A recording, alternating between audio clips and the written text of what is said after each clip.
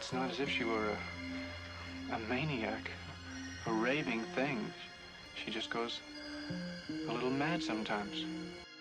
And I say, insect or man, death should always be painless. She just goes a little mad sometimes. We all go a little mad sometimes. We all go a little mad sometimes. I caught him, Sheriff. Wait, who is it? Billy Loomis. Sir? Pardon me, I'm Loomis, Dr. Sam Loomis. I think our friend Sam Loomis didn't know that Marion was here. Oh, Sam, I hate having to be with you in a place like this. Just listen to me. When you go down the street to the Mackenzie's house, I want you to tell them to call the police. Your car. Drive down to the Mackenzies. We must be mad. Literally mad. Watch a few movies, take a few notes. It was fun.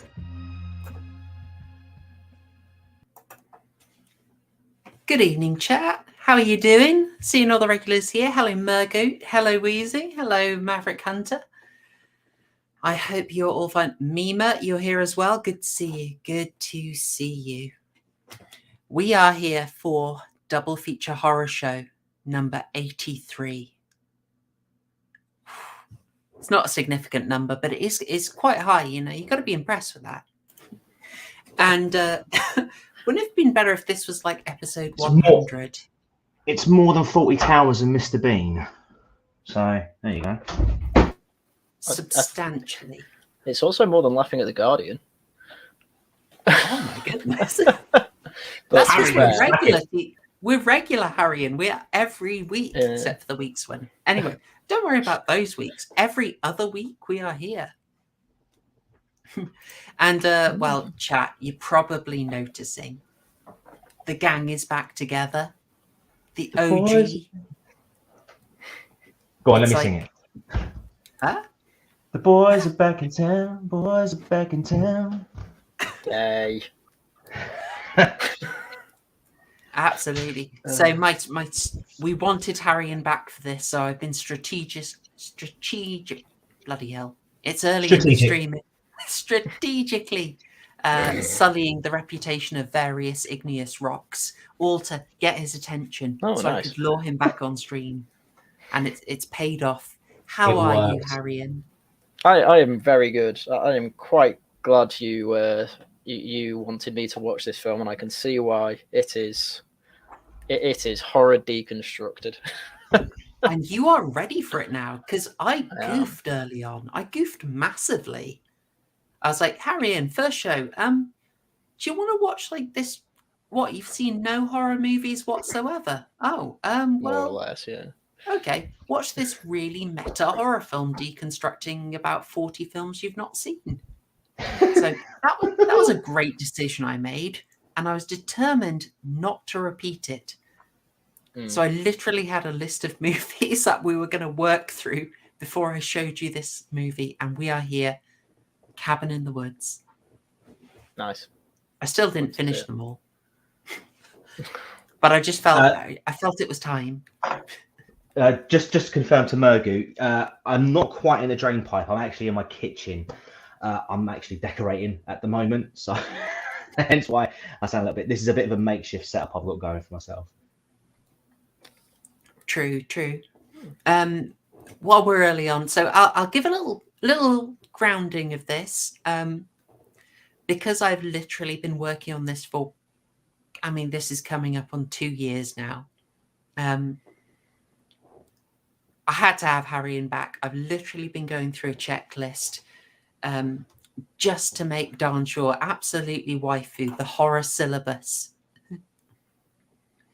I wanted to make darn sure that all the references would be there and that he would get it. So I mean, that sounds really patronizing, but this film would be really confusing if you didn't see what it was doing.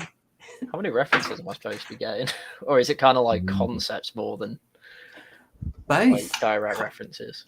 Concepts, references. I mean, it's not just your basic member berries. It's not that. Oh God, no. No, but something like, hang on, here we go. I mean, this goes deep. This goes so deep that I almost struggle. How are we even going to talk about this film? But a scene like this, how would you show it to people and tell them, trust me, this is it's a really good horror movie, guys. Take it seriously. I mean, yeah, I'd argue it's it's not really a horror film, if that makes sense. It's more of a comedy. Yeah. I'd say. Yeah, I find it hard to argue with you. It does sort of, it does horror so well, but I don't feel it's massively aiming to scare you. Yeah, I mean, I don't want to spoil anything yet, but yeah, it's more of a commentary, but it does bill itself openly as a horror comedy. You can definitely sort of see what the producers, directors, because this was a Joss Whedon job, wasn't it? And David, I can't remember his surname now. Drew Goddard. Drew Goddard, that's the one. Because obviously we all know Joss Whedon for Buffy.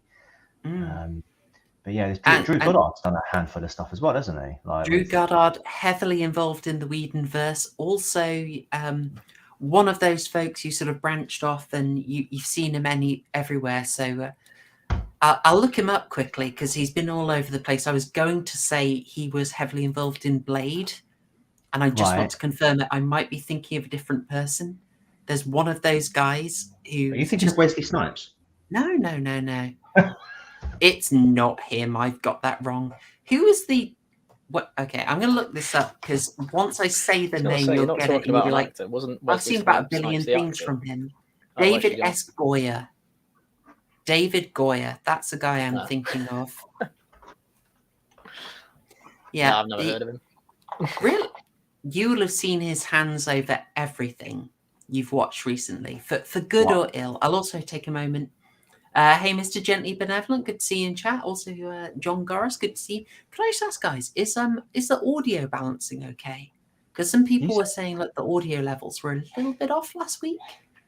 You sound all right to me. Okay. Yeah, you sound fine to me. Yeah. Okay, cool. That's good to know. Chat, if you let me know, that'd be fantastic.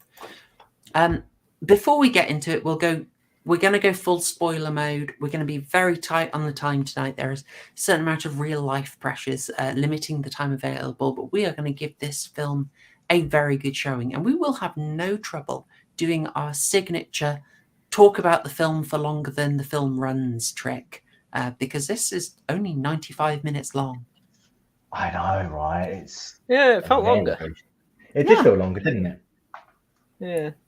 Yeah, absolutely. I just found it absolutely shot by. Okay, good. Apparently, audio is fine. All right, good. Thank you, chat. Much appreciated. Much appreciated. But before we get fully into that, where is the thing I need? There it is. Let's just take a moment. Any shills, folks? Mr. TCG? Do you want to go first? Not from me, I'm afraid. Not this week. Just because, as I mentioned, I've been just decorating and all sorts around the house this week, and plus, I'm not around for the weekend, so it's been a bit of a manic one. So there won't be a quiz tomorrow night either. But I did sort of say that last week.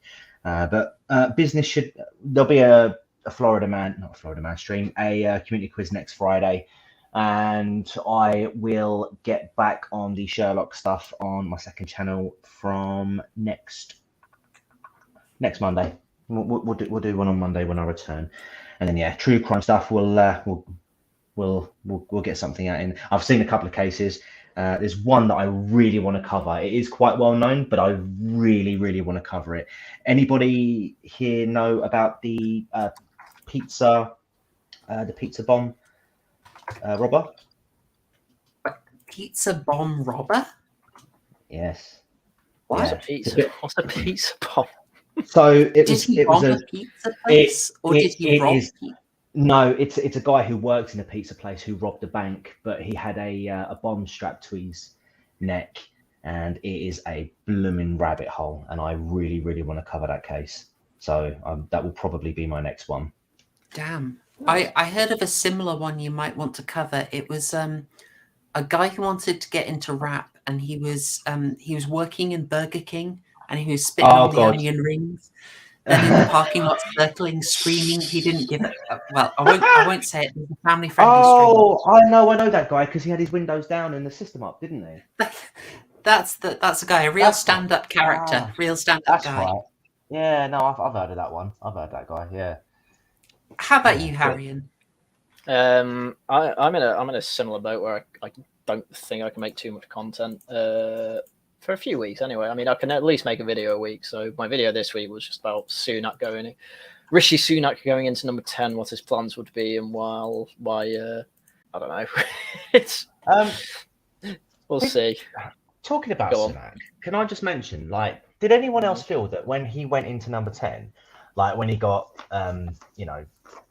when he got ordained the Prime Minister or whatever, whatever it is, it felt very sort of like over the top celebratory, like when Liz Truss got, like, when she became PM, it was a bit just sort of like, okay, yeah, crack on.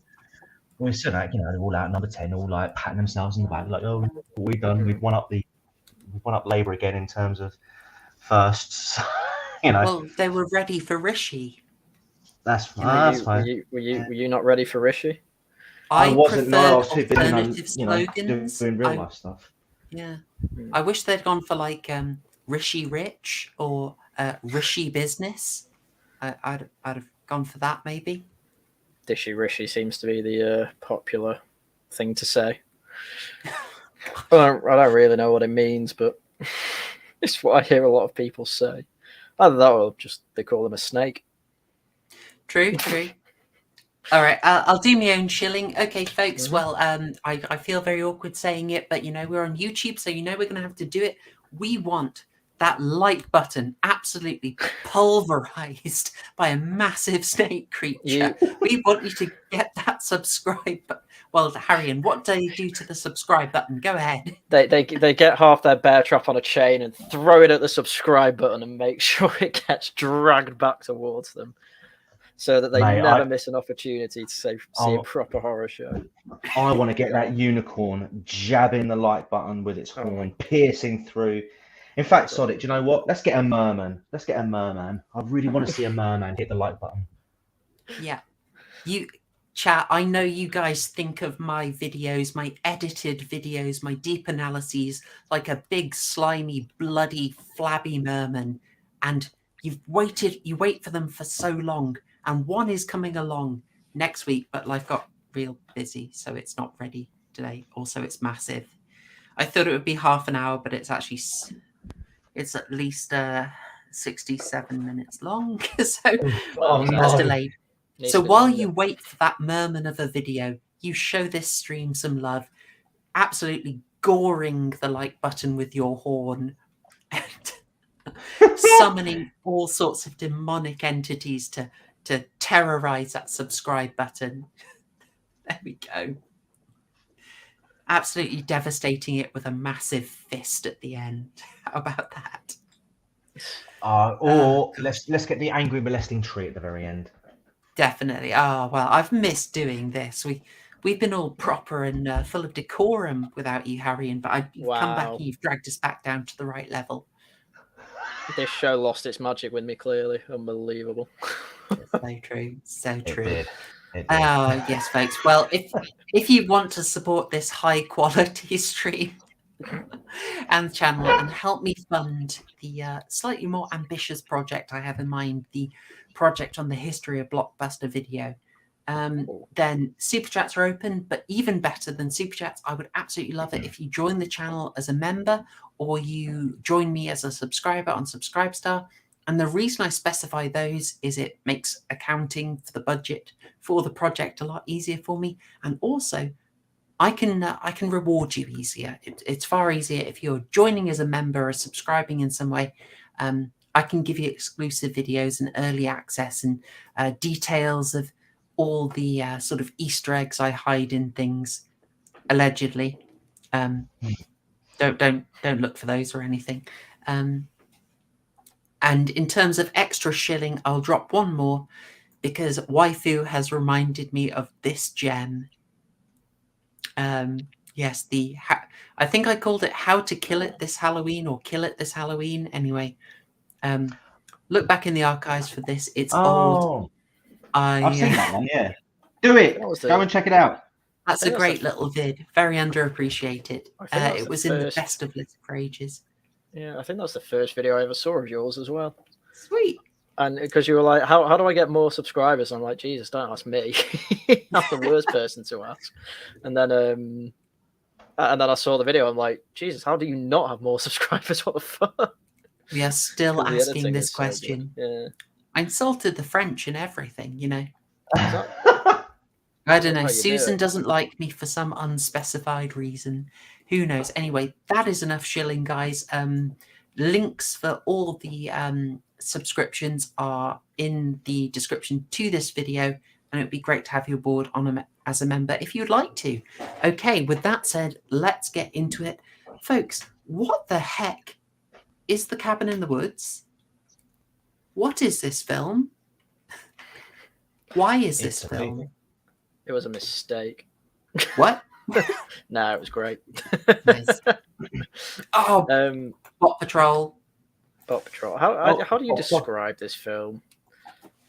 As you say, it's a complete deconstruction of horror. I guess we'll say. I think I've read the Wikipedia, and Joss Whedon described it as he was writing a love letter to horror. I think that's nice. Yeah, Maverick. Let me know, Maverick and the Alabaster. Let me know if you want to have a spanner, and I can pass you one. Sorry, Haryan. Before we go into it, actually, let's do the old pint of Guinness challenge. So it would take. I'll say, what about since we've got Haryan back, we should do the 3-minute summary. Old school style. Okay, Haryan, actual 3-minute summary. Oh, Christ, right. Are you ready? Are you ready for Rishi? Yeah. I am indeed ready for Rishi. So, of course, this is going to be an hour and a half summary, but let's go. I just need to remember what happens. Right. So, to start off, we're in this big, state-of-the-art facility, and we're not sure what's happening. We just know there are two technicians having banter and being sexist men, which is something I've missed from films, where the sexist men are actually nice people. And then it randomly cuts to a group of up to no good teenagers who are planning a trip to a cabin because one of them, I think one of their cousins said they had a cabin, and so five of them are going. Yeah, that's right. And they're being tracked by the state-of-the-art corporation. So there's something strange going on. And after a few creepy incidents on the way in the RV, they make it to the cabin, and the cabin's got some weird things going on. There's a one-way mirror. That there's strange pictures going about. There's just all weird stuff. And the technician guys, they're talking and they're having a good time. And it's just like, we're following these kids, but it's all kept a mystery, and it is great. Anyway, that's the first half hour, basically. After a bit of exploring, they find more creepy stuff in the cabin, a basement just full of junk, basically. And then that summons some zombos. What were they specifically called? We've got to be careful with this, Haryan. Zombies, as we were told, is a very different category. These are redneck torture zombies. Yes, of course. We got to get this right. Or redneck zombie torture family or something like that. And while this is all going on, the state-of-the-art facility is eyes on places like Kyoto and Madrid. Why? Well, there's other weird things going on there. And at this point, that's when I worked out, these guys are controlling it all. And then we'll go into it later, but it's like, we're not really controlling it. We're just stacking the odds to make them make certain decisions. Because I did like this. They're like, we're send out the mist that makes them dumb. Yeah. Yeah. I was like, they're trying to explain why they're doing stupid things. That's great. So stupid gas, go. All right, guys, let's split up. It's like, oh my god, that's great. I literally have this saved as the screen cap is stupid gas. Yeah. while the other teenagers are getting it on. And the guy who smokes weed, the conspiracy theory guy, is getting half of the things he says right. And then some of them start getting killed, details of which are not for the 3-minute summary. While the technicians are being entertained by it all, which is good and bad. And obviously they try and make some escapes, but they obviously cover up all the escapes. You know, they blow the tunnel, things like that. I did like the bit where he got the motorbike to try and jump the gorge, and he just hits the side of the arena. There's like these massive TV screens. While the rest are drowning, but I can't remember the woman's name, but she survives, and it turns out the high guy survives as well. But they think they've done it. The technicians, you know, they have a big celebration, but it turns out it's not quite right. No, the weed guy has uncovered the conspiracy, and under the graveyard, he's managed to find a way into the facility, which gets him into the way that the zombies got up there. Turns out, they've got literally hundreds of thousands of different monsters that could have come out to kill them, but they could only choose one, and it was the murder family. It was also at this bit where I had to go Googling because I thought I saw some, and this explains my name. Oh, please tell me you've got one. Yes, you do. In the middle, to the right. I saw from that you had definitely done your research, which was great. Yes, there was supposed to be a tie-in with Left 4 Dead, or Left 4 Dead 2, I think, where there was supposed to be a Cabin in the Woods DLC map, but because of delays in this film, Valve never managed to release it. But they did release another map that I think used assets from it, so they didn't put all that work to waste. But you can see a boomer just to the right of where the girl is. You can tell because he's muted. Brilliant. Yes. Are those two girls in there as well? Are they supposed to be from The Shining? Yep. Oh yeah, I see. Yeah. I mean, I need a Blu-ray release of this, honestly, because there's so many bits where you just want to pause on it because there's so much detail packed in, and I'm going off a DVD that I got ages ago. I was so into this. I swear I watched this like 6 times or 7 times as soon as it came out, and then I've not watched it for literally like 10 years after that. Yeah. Well, here's the thing, right? When I first watched this movie, right? Now I remember when it was. It was so not what I expected that I was almost disappointed with myself. So I did a second watch immediately afterwards, just to sort of understand what I just seen, because I was expecting some sort of like cabin fever kind of film, you know, and it was just so different to that, and I was like, okay, I'll watch it again now semi-aware as to what's happened, and it's great. Would it surprise you to know that they wrote the start with the boring office guys talking about baby-proofing their house? Would it surprise you to know that they wrote that specifically to make people think they walked into the wrong movie? That's what I felt. I was like, is this Cabin in the Woods? And then you just get this massive Cabin in the Woods. I'm like, okay. Oh, yeah. They're having fun. Are you paying attention yet? Boom. Yeah. I need to mention about that bit, and this is actually the starter image for this. That Guinness is all over the floor, but it's cool. We're going with the flow. Where is it? Here. Yeah. This is a very obvious tribute to a film called Funny Games. Yes. Which does a similar, just blunt, slap the title on there, but with even more aggressive music.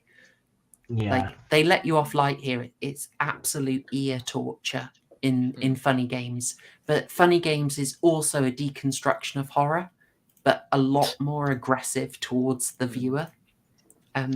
We will get to it. Oh, I'll also say, hey Joe, hey Gabriel Williams, good to see you, man.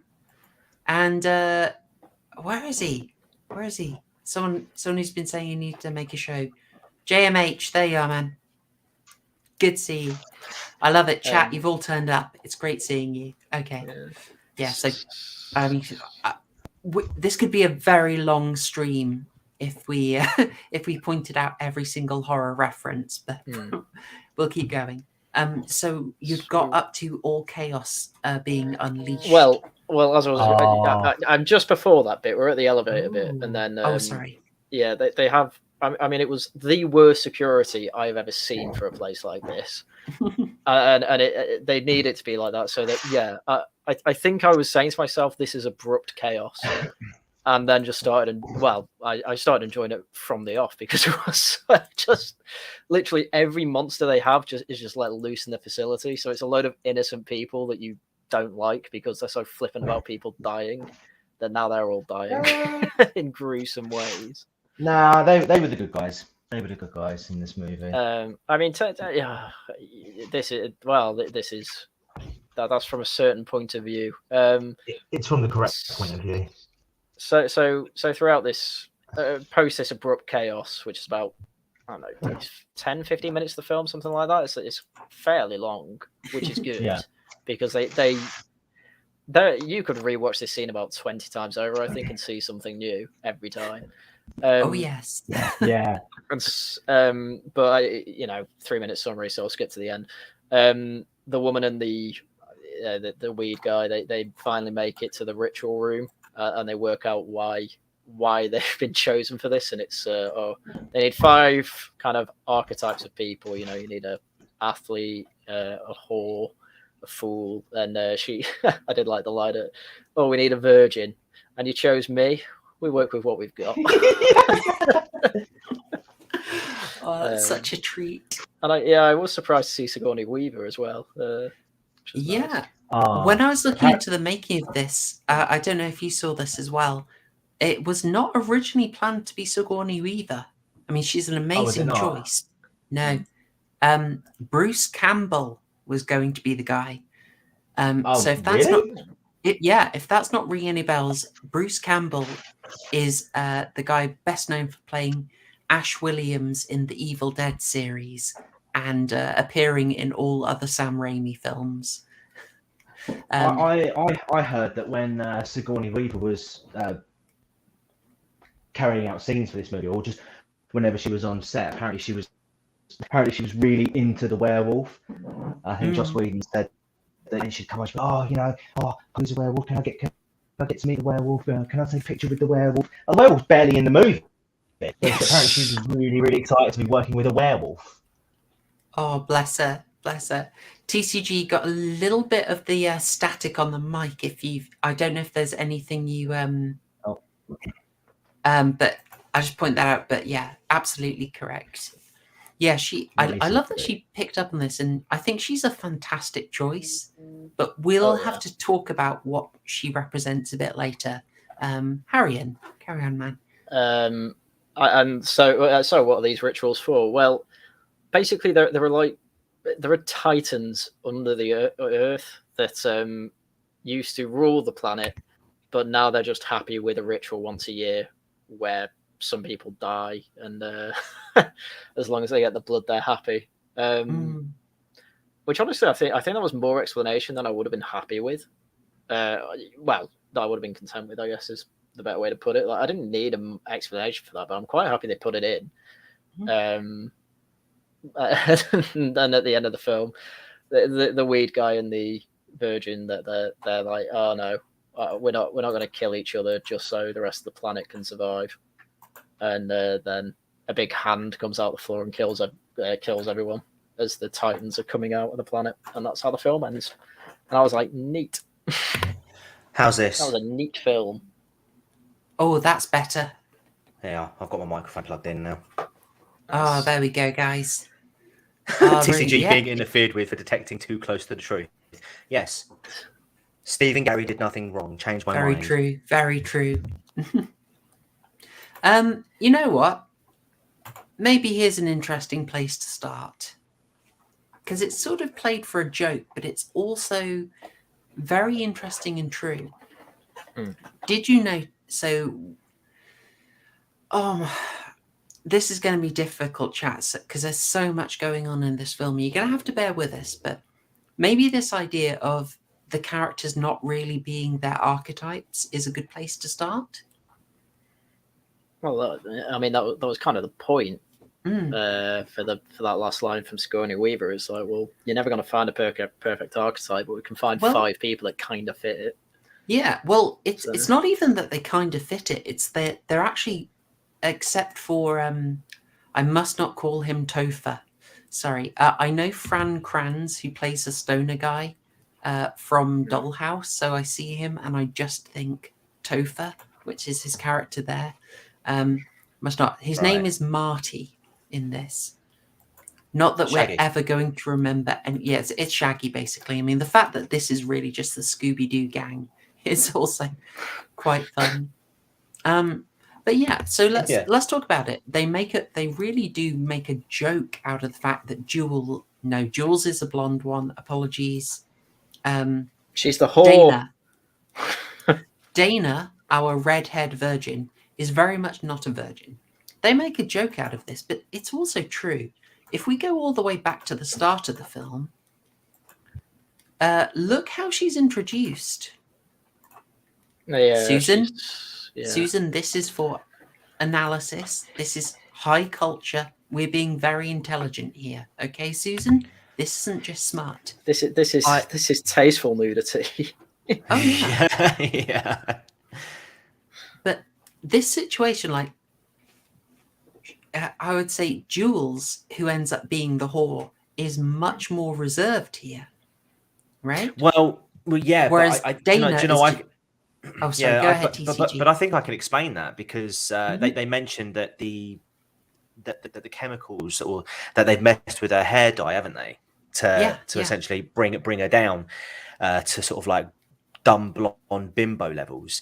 And it's mentioned at the start of this film that you've dyed your hair blonde, and she's like, yeah, I've gone with that. Oh well, and she meant and then she's acting all like not frisky, but what's the word for it?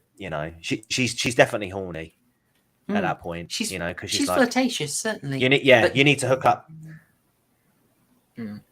Yeah, but Dana is like actively talking about. I'm going to circle back to this, okay? I see a redhead. I'm going to say circle back, obviously. But Dana is talking about sleeping with a professor. Jules is more reserved, but Jules ends up cast as a whore and Dana as a virgin. Similarly, we get Chris Hemsworth coming in, and at the start, he's quite smart. He's giving Dana some tips on academics and he's talking on an academic level, talking about which scholars a professor prefers. And he throws a football out of the window, which is caught by the fourth chap, Holden, played by Jesse Williams, right? The dude from Detroit Become Human. That's the one. Yeah. Now, Holden is more of the jock, and Chris Hemsworth is more of the nerd, but they end up swapping roles as well. Makes sense. So the film literally forces them into the opposite role.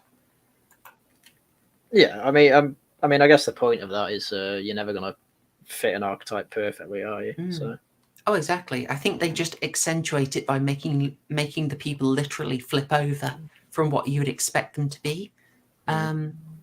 There's also a level that we might want to briefly go into here, and I don't know how you guys feel about this, but I noticed something interesting on this watch through that has gained relevance ever since Joss Whedon's cancelling.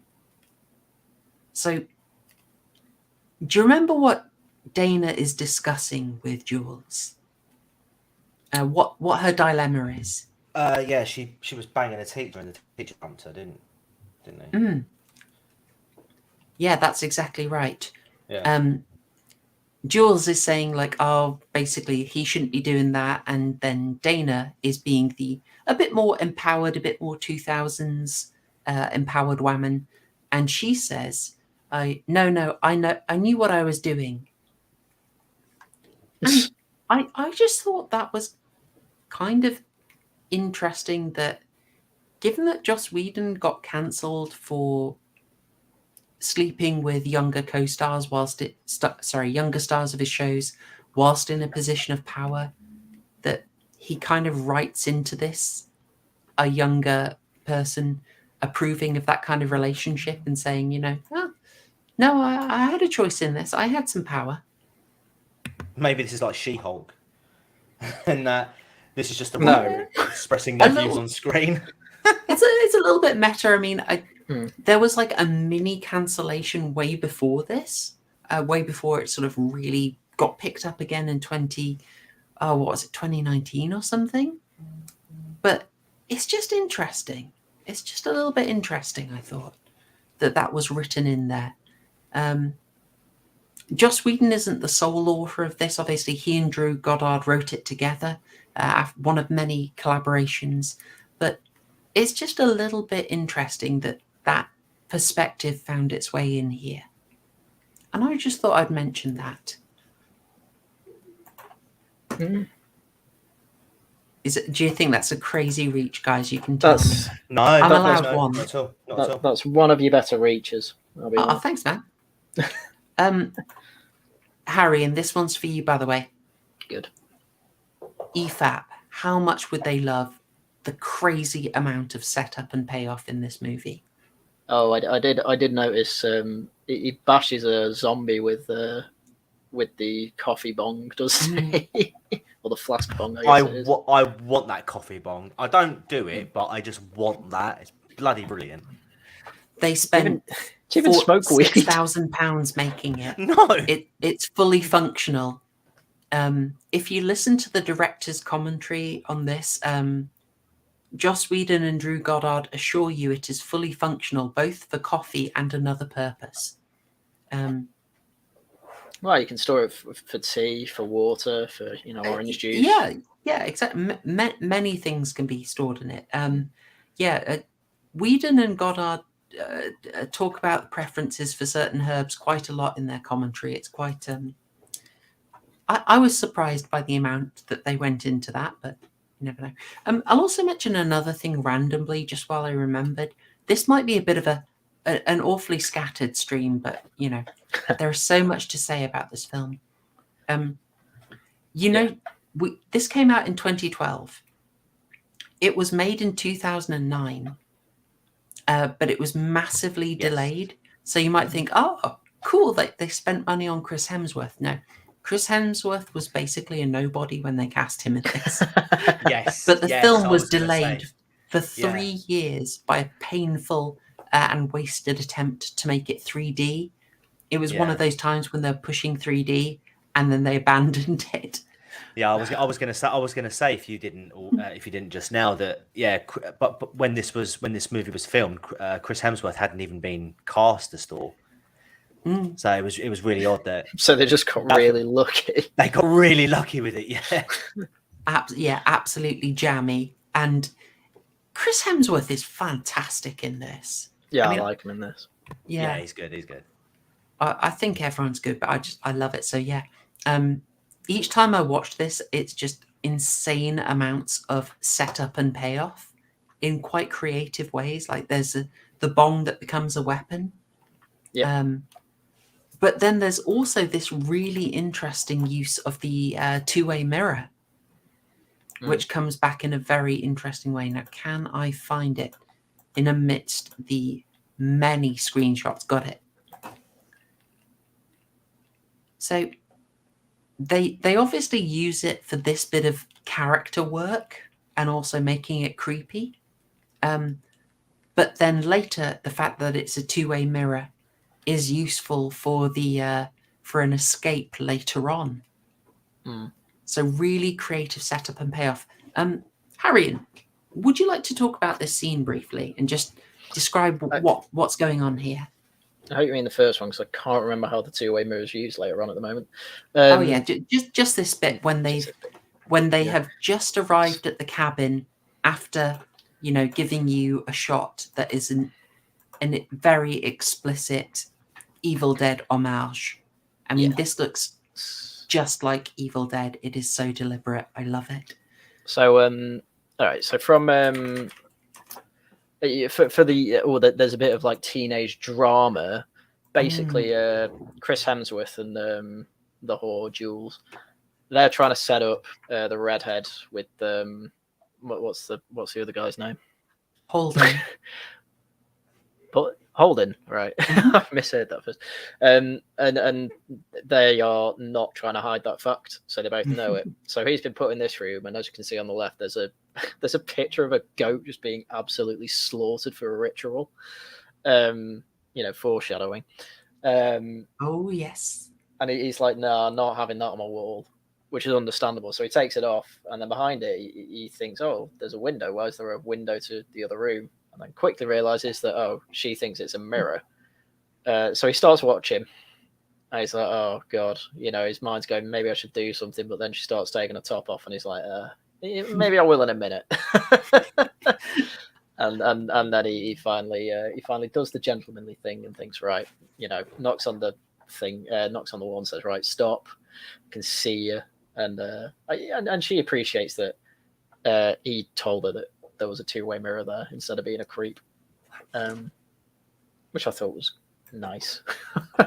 It's a nice little character moment, and I also thought it was something about applying a little bit of morality, like actual morality, to horror films.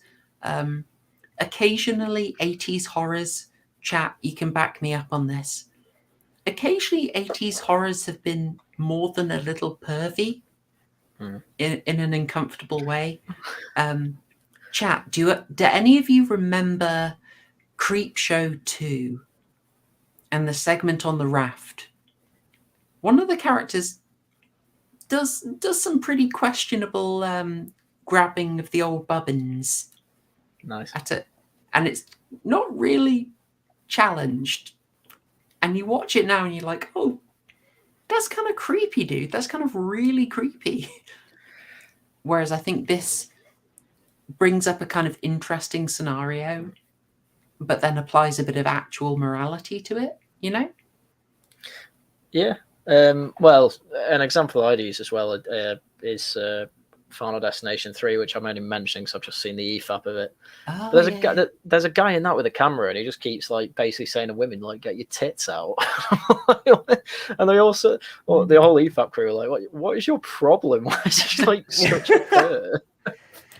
And and this it's like, people have temptations like that. Everyone likes to see naked women, even straight women. But yeah, and then it's like, oh, but I shouldn't be doing this, and I've got to do something about it. And he does. It's like, oh, neat. And I like that, obviously, she gets a bit of perfect. All right, waifu, fair. How about Fright Night? Fright Night opens with Billy and I can't remember her name. But Amy. In fact, he might not be called Billy. Anyway, protagonist and Amy. And they're doing a sort of make-out session. And they're having a big make-out session, and he's actually being really forceful in a kind of uncomfortable way. And looking at it now, it's like, dude, you're kind of forcing her here. This is pretty grim, bro. Not liking that. And it's one of those moments where you really do feel there's been a bit of a sea change. But anyway, there we go. There's a second reference for you all. No, it's okay. You can catch it on the rewatch. It's all good. It's all good. We're bouncing all over the place today. Don't worry about it.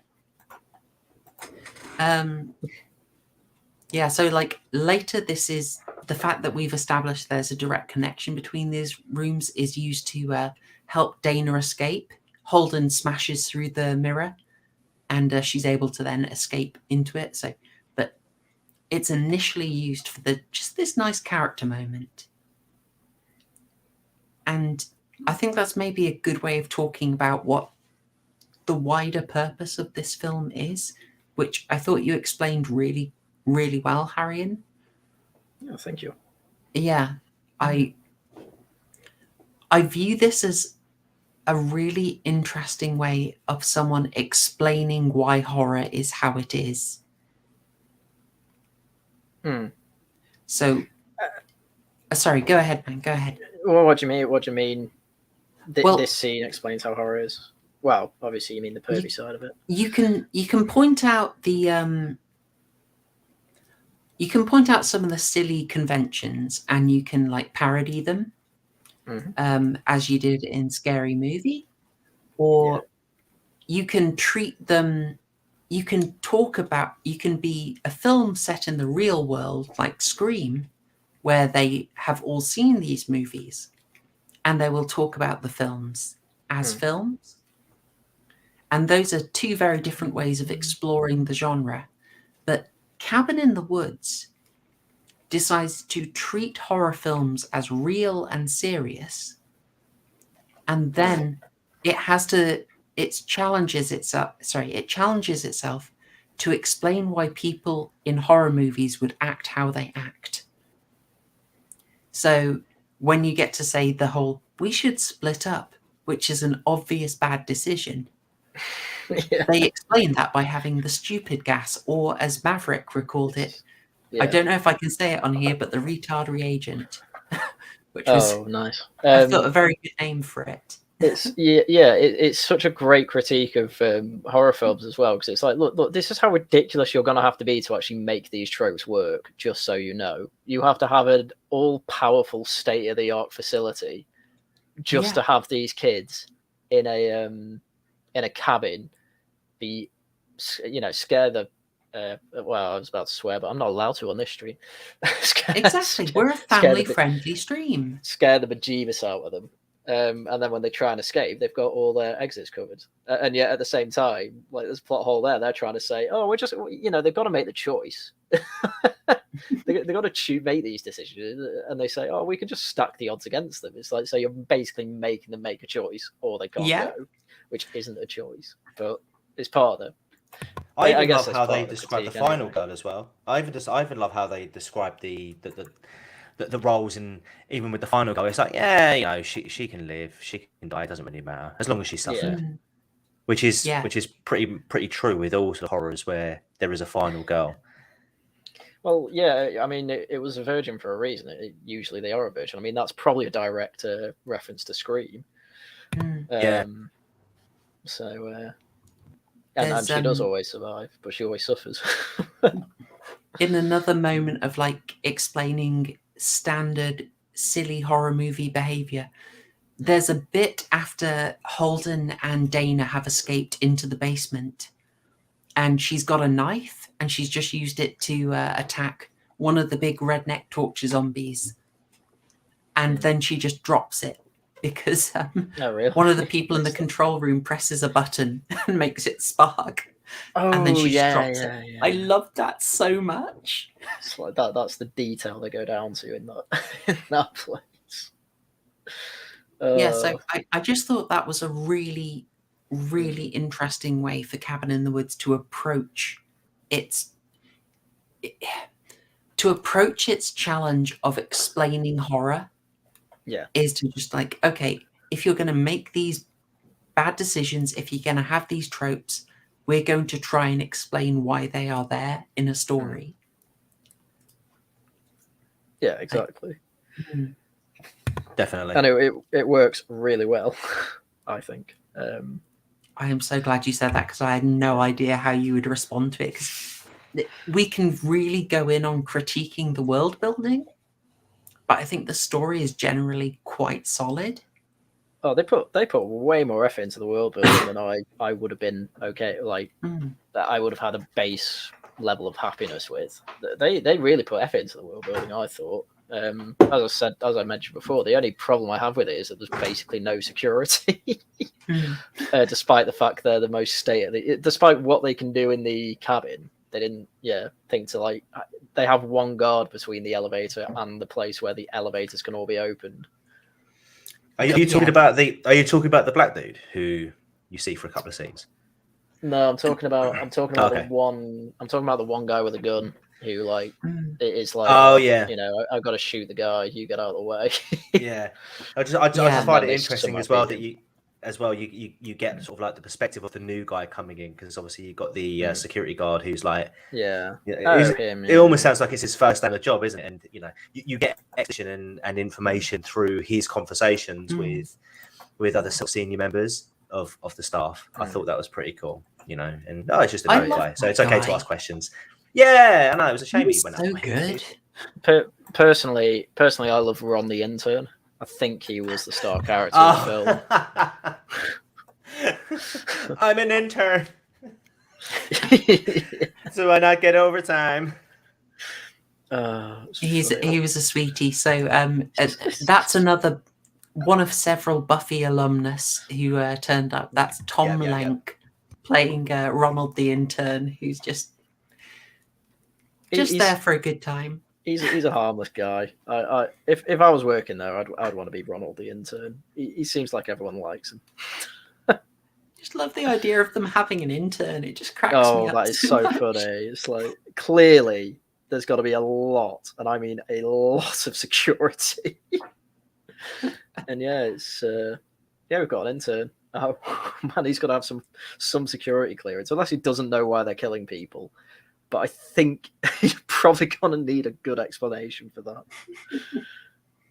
I would have thought anyway. Yeah. What a film! I've highlighted this scene from Mordecai, from really early on. Mordecai. So he is someone that they call the Harbinger, and as part of the whole explaining horror, I thought they did a good job with this because you've seen this character so much. The guy who is just creepy, weird, massive, like a massive walking red flag. Yes. Yeah. And the fact that they have to meet him and then ignore the warning and say, no, it'll be fine. Yeah, it's like we need to... Well, their explanation is we need to put them there so they have a warning. Otherwise, the ritual doesn't work. But it's a warning in such a way that just nobody's going to understand what they're saying, and people are going to be like, "Oh, they're crazy." And it's a trope. Oh my god! But they're like, "Yeah, we know it's a trope," and the guy's weird anyway. It's great. I know. Oh, it's that bit when he's chatting to when he's chatting to Steve and Gary. He's on speakerphone, and he's like, he's going all like poetic and mystical, and then he's just stops. And they just find it hilarious. Yeah. It just sort of it absolutely kills the mood dead, but like in such a funny way. I loved it. Yeah. Well, what do they say? They're like, "Oh, I can't believe you fell for it again." I do love that. Yeah, it's so good. I mean, he's very close to say like Crazy Ralph in Friday the 13th. The guy who literally gets on his bike saying, "You're doomed." Doomed. That was exactly who I was thinking of. Yeah, well, it's such a good thing to critique. It's something it's like Tony Todd in Final Destination.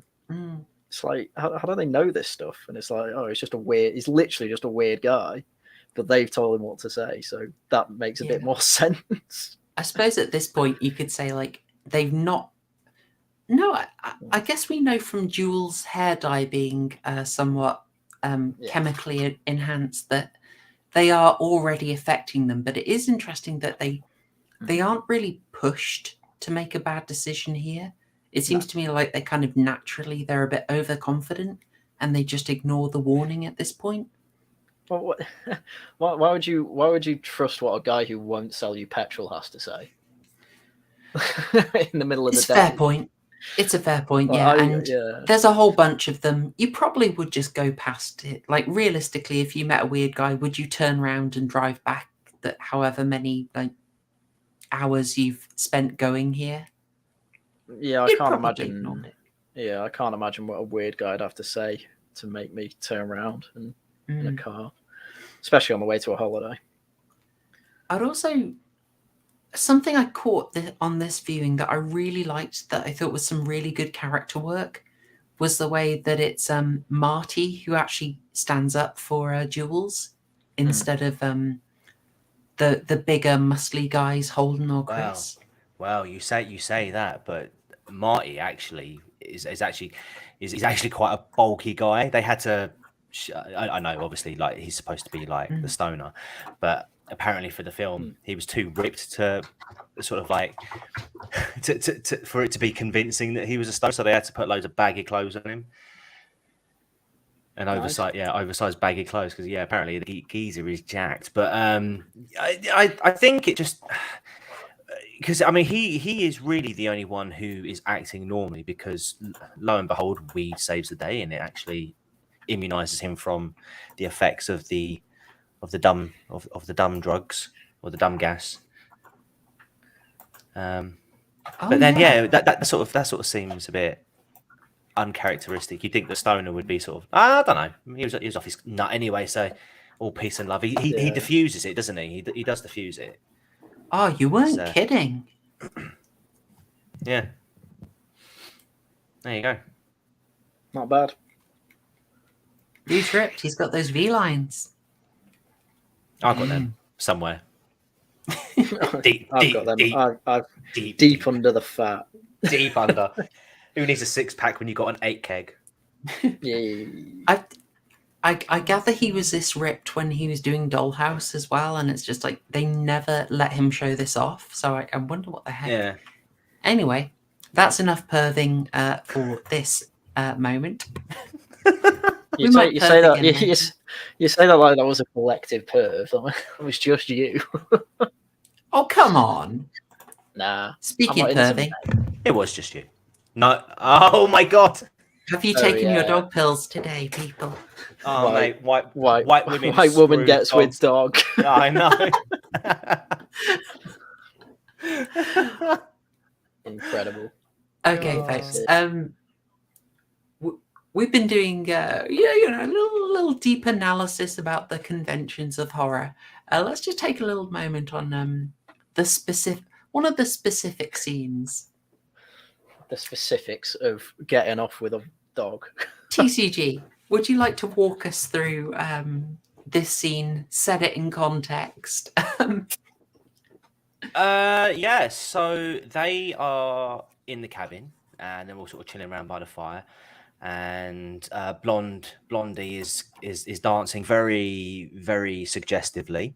You know, the ass or no ass is sort of being swooshed around, and then they decide to play a game of truth or dare. And she says dare, and I think is it Marty Marty turns around and says, I dare you to kiss the dog or the wolf. And she's like, yeah, all right then. And I think by now it sort of really shows that the pheromones or the stupid drug or the stupid gas is really starting to take effect now, because she sort of goes over to it. She starts talking to it like, oh, you look at me? Oh my god. And then she proper starts making out with it for quite an uncomfortably long period of time. Although, guys, don't worry, it's not a real taxidermy wolf. It was it's a makeup effect, and the tongue apparently is removable for cleaning. She cleaned it pretty good, if you ask me.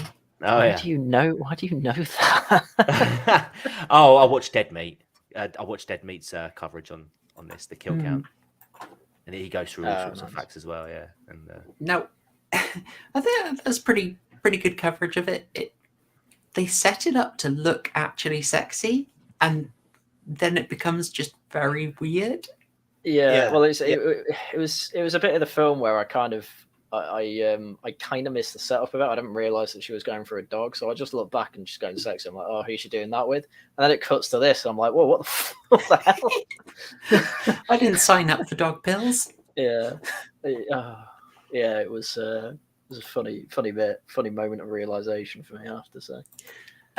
J828 has kind of got where I was going to go with this. Now, I'm afraid that the demands of real life mean I haven't been able to dedicate the brain space to this, that it dissolves, but I think there's something kind of deeper going on in this scene.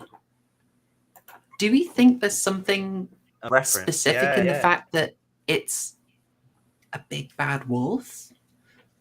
Is she wearing red as well? I know she's wearing blue jeans. I can't remember. Is she wearing like a red top? It's pinkish. Let me confirm though, because I have got a shot from later. It's kind of pink rather than red. Okay. Well, it gets red in the end. Oh, I get it because of the blood. Yeah. Huh. Nice one, bro. Got him. Nice. That's a great joke. Father of three, ladies and gentlemen. The dad jokes are here all night. Nice. I do think there's something about it though, like the idea that there's a sexual undertone to a lot of these stories and a lot of the monsters, especially werewolves and vampires. I think this is playing off that a lot of horror stories are based around falling for sexual temptation and being sexually ruined in a way. And the big bad wolf is always an example of this. When were the Twilight movies released? Oh no. Oh gosh, anyone? Chat? You must have seen Twilight. Go on, someone fess up, chat. Who's seen those? I'm waiting on it. Okay, while we wait for chat to confess their dodgy choices, we'll go for that. But I do think that is very much the reason this is here, is sort of exploring that the sexual politics of horror. Like, because it does lead in later to a kind of interesting bit where we have this very explicit discussion about the need for nudity. Do you remember this scene? Oh yeah. When they're because they have to. Well, they're like too cold in this area, and they're like, right, turn the heat up a bit. Send it. Give them the horny gas. Exactly. Great. You know, they're all. This is another one of those weird horror tropes. Like, who the heck is going to get down to business in a dark, cold forest? And so, you know, they text Tash. Oh gosh. You know, they just charge up the wombos, pump out the horny gas, warm up the forest to explain it, and it's absurd, but it makes sense if your whole aim, if you're trying to say, no, the horror movie is sensible, the horror trope is sensible, but we're going to make a crazy world to explain it and make it sensible. Love it. Yeah, even of banging in the woods. Scream had. Yeah, even Scream had the decency to to bang in the bedroom. Yeah. Shoot a little raw footage, yeah. There's a great line about her showing her tartars, and they just sort of. What's the line? Well, the controllers they're so resigned about it, and they're just kind of like, it's what they expect to see. There's a bit of a weird thing because they played this two ways. Like, they played this scene of deep intimacy and have the whole staff there to perv. Yeah. Hang on. Got it. And then they play it the other way later with the staff not being enthusiastic and just being kind of bored about it. That's the one that we've just come from. So, that's the whole male staff there just to watch the saucy scene, and later it switches to them watching but just not being very enthusiastic. But they treat it as such a formality. It's a complete formality that you've got to see the bubbins. Yeah. It's what the men are there. It's the main reason men watch horror films, isn't it? Really. It's the main reason why I watch Friday the 13th movies. Someone put it in the chat. Horror movies were like your guaranteed place for tartars back in the day. Yeah, I mean, even watching the Final Destination thing with the EFAPers, they were just pointing out, like, as the films go on, you get more tits.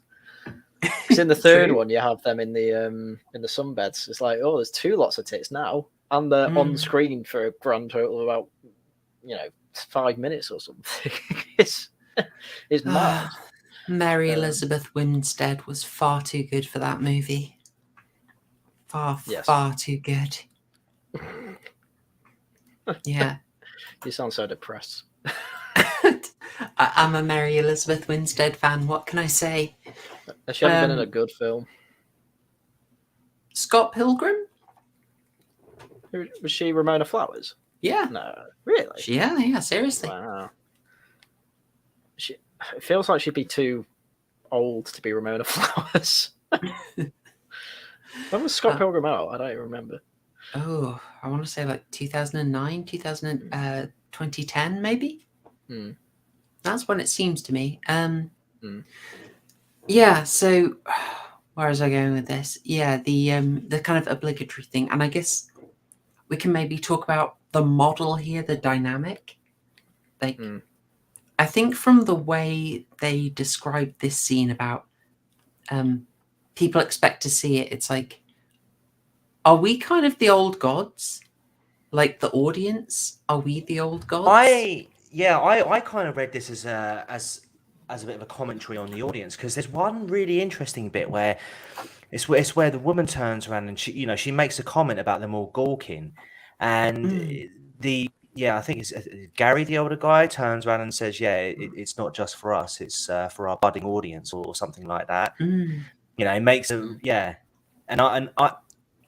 I mean, obviously in the film he must be referring to the gods underneath, underground, but I just felt like, hey, he's talking about me. I like seeing tits in horror movies. You're talking about me. Who doesn't? And you're not wrong. Oh, you pervert. Nah, I tell you what, my favorite pair, and it's not just because of the pair, but it's because of the dialogue that accompanies it, is actually in the 2009 Friday the 13th remake, where they rebooted it. And Horrorshow, you must know what I'm talking about, when the guy's cracking on with the blonde bimbo, funnily enough. Oh, hello. And she whips out the baps, and he's like, oh my god, your tits are stupendous.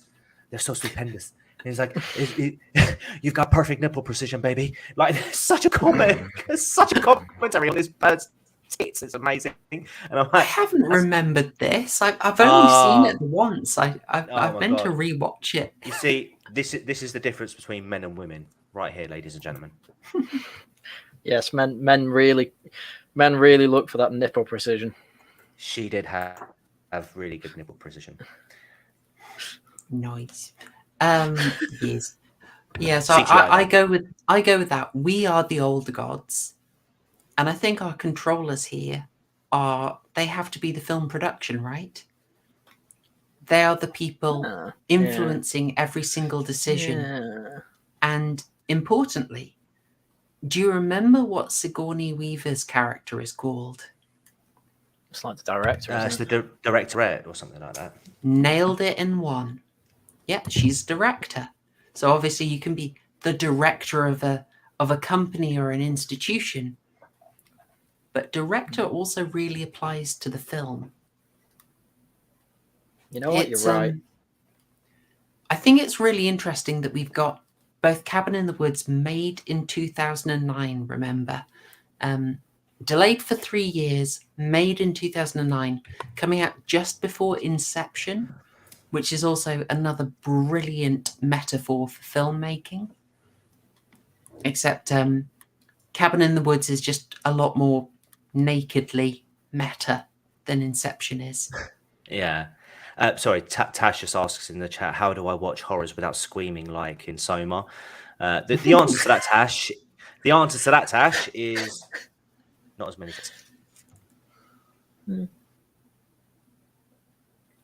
Cool. Anyway, yeah, so where was I going with that? Okay. So yeah, a very clear explanation, exploration, and analogy for filmmaking here. The controllers here are having to decide every choice that that everyone is making. They're basically deciding the way it goes, and they're having to rig it to satisfy the impulses of the audience, who, as we are told at the end by the director, basically want to see the same archetypes undergo basically the same experience over and over again.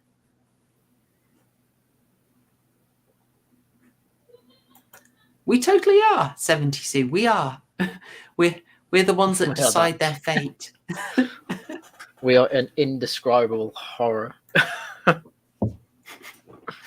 I I've been called worse. You know, I can live with that. And I think that metaphor of them having to force archetypes into rerunning scenarios and suffer for our pleasure is just a really good way of explaining horror. And I absolutely love this film for that. Did you guys want to did you have anything on that point? I know I'm absolutely rabbiting on here. I'm way too hyped about this. Which bit was this, sorry? Like the overall sorry, Haryan, go ahead. Well, to describe it, the concept of you have a director who's Sigourney Weaver directing this entire facility to basically try and make a show for the gods. What they want is blood, i.e. horror. So it's an analogy for making of a horror film, which I don't think's. Again, it's one of your better reaches. Yeah, I do think that the take that there is some sort of commentary to be made on the audience and horror as a whole. I think is valid with this film, definitely. I mean, I think the creators more or less say it themselves, don't they? Like they explain. Yeah, I think like Scream, their effort, their intention here is to say horror can be better. You can do more with it. Like, I think they were also critical of. They didn't like the torture porn movement, basically, and I think one of the messages they're trying to do, especially in these scenes where you just cut back to the control room and people celebrating as the characters are murdered and die horribly, a sort of effort to make you take horror a bit seriously and not be as glib about it. Yeah. Like in this scene, they're literally partying as Dana is smacked around the deck and about to be murdered by the lead redneck torture zombie. No, I can see that. I mean, these. I don't think these people in this facility are written to be liked. No. So if he's having a go at torture porn, that makes sense. I mean, I do end up. I don't think we're meant to hate them, but we are meant to view them as maybe a bit morally suspect. Like, well, there's a reason that when all hell breaks loose, it's basically everyone in this facility is the ones that are dying. And I don't know about you, but I was just like, oh, well, you kind of deserve it. I mean, that's just me. To an extent, I mean, the morality discussion is going to be a big one. Basically, we're going to have to bring in Peterson. You know, it's going to be some Jordan B. Peterson discussion on the stream, no doubt, which is where I'm sure you will shine. But I think the fact that they have this scene where everyone is partying, they're talking about the end of the world. They've deliberately shown us really painful deaths of quite likable characters. And then it's just on in the background, quite unimportant, while everyone parties, is meant to be a really jarring image. It's meant to have a lot of dissonance and kind of show that, something's not quite right here, as well as highlighting the fact that this is basically rote. It's very important that this is a scenario that they just run and rerun and rerun. They rerun it every year. Well, that's another thing, because horrors seem to come out every year, which makes sense. So they're making a point of we just do this scenario over and over and over again to sort of the same archetypes who have to suffer the same fate. This is Whedon and Goddard, I think, criticizing horror for just being too lazy and being uncreative. Yeah, I can see that. Basically a challenge, why not write a horror where your characters don't need the stupid gas to explain what they're doing? That'd be ideal in a film. Yeah. I'll point out one thing. Do you remember they boasted that the American team, and of course we're told this is running all over the world, and we get very fun glimpses of that. Do you remember they said there was 1 year when America did not complete its sacrifice?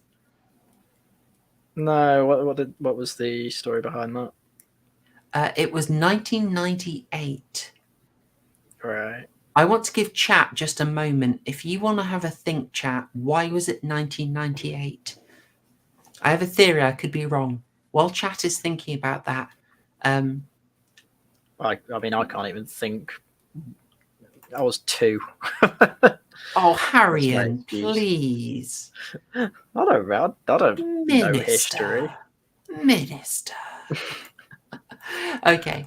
While that's happening, shall we get on quickly my favourite subplot? Go on. My screen cap's got the pause Yeah, button. I did. I enjoyed this quite a lot. It's the plot point of all the other rituals going on, isn't it? Yeah, I absolutely. I just love. They've shown the others have failed, and you get cute ones. Like I think the one of them, Stockholm, is meant to be like the ending of The Thing. It really looks like that. There's one that appears to be a kind of Yeti thing, a Sasquatch kind of scenario, and this is obviously the J horror. Yeah, and I loved how it's a load of like 9-year-old schoolgirls as well. It's just so much fun. They look absolutely doomed, and then later, let me find it. Yeah, and I've got so many screen caps for this, guys. You wouldn't even believe it's. I've gone overboard on this. There's so much I wanted to capture. Yeah, this feels like just such a joke they're having on us. Kiko's spirit will live in the happy frog. I don't know what it is. It's the fact that they say the happy frog. The fact that it's a frog is delicious. You know. It's, and then they mention it's happy. It's like, what does that have to do with anything? Yeah, I love that. I love that. There's a bit of meme magic in the fact it's a frog, but I love it. Yeah. When I was rewatching this, I was just picturing you absolutely losing your mind, laughing your butt off when the controller guy is pointing at them and going like, "Fuck you, fuck you, fuck you." Yeah, fuck you. Just all these school happy absolutely loved it. I thought, that's Haryan's moment. I couldn't have been happy with how that scene went. I'll be honest. Let's see.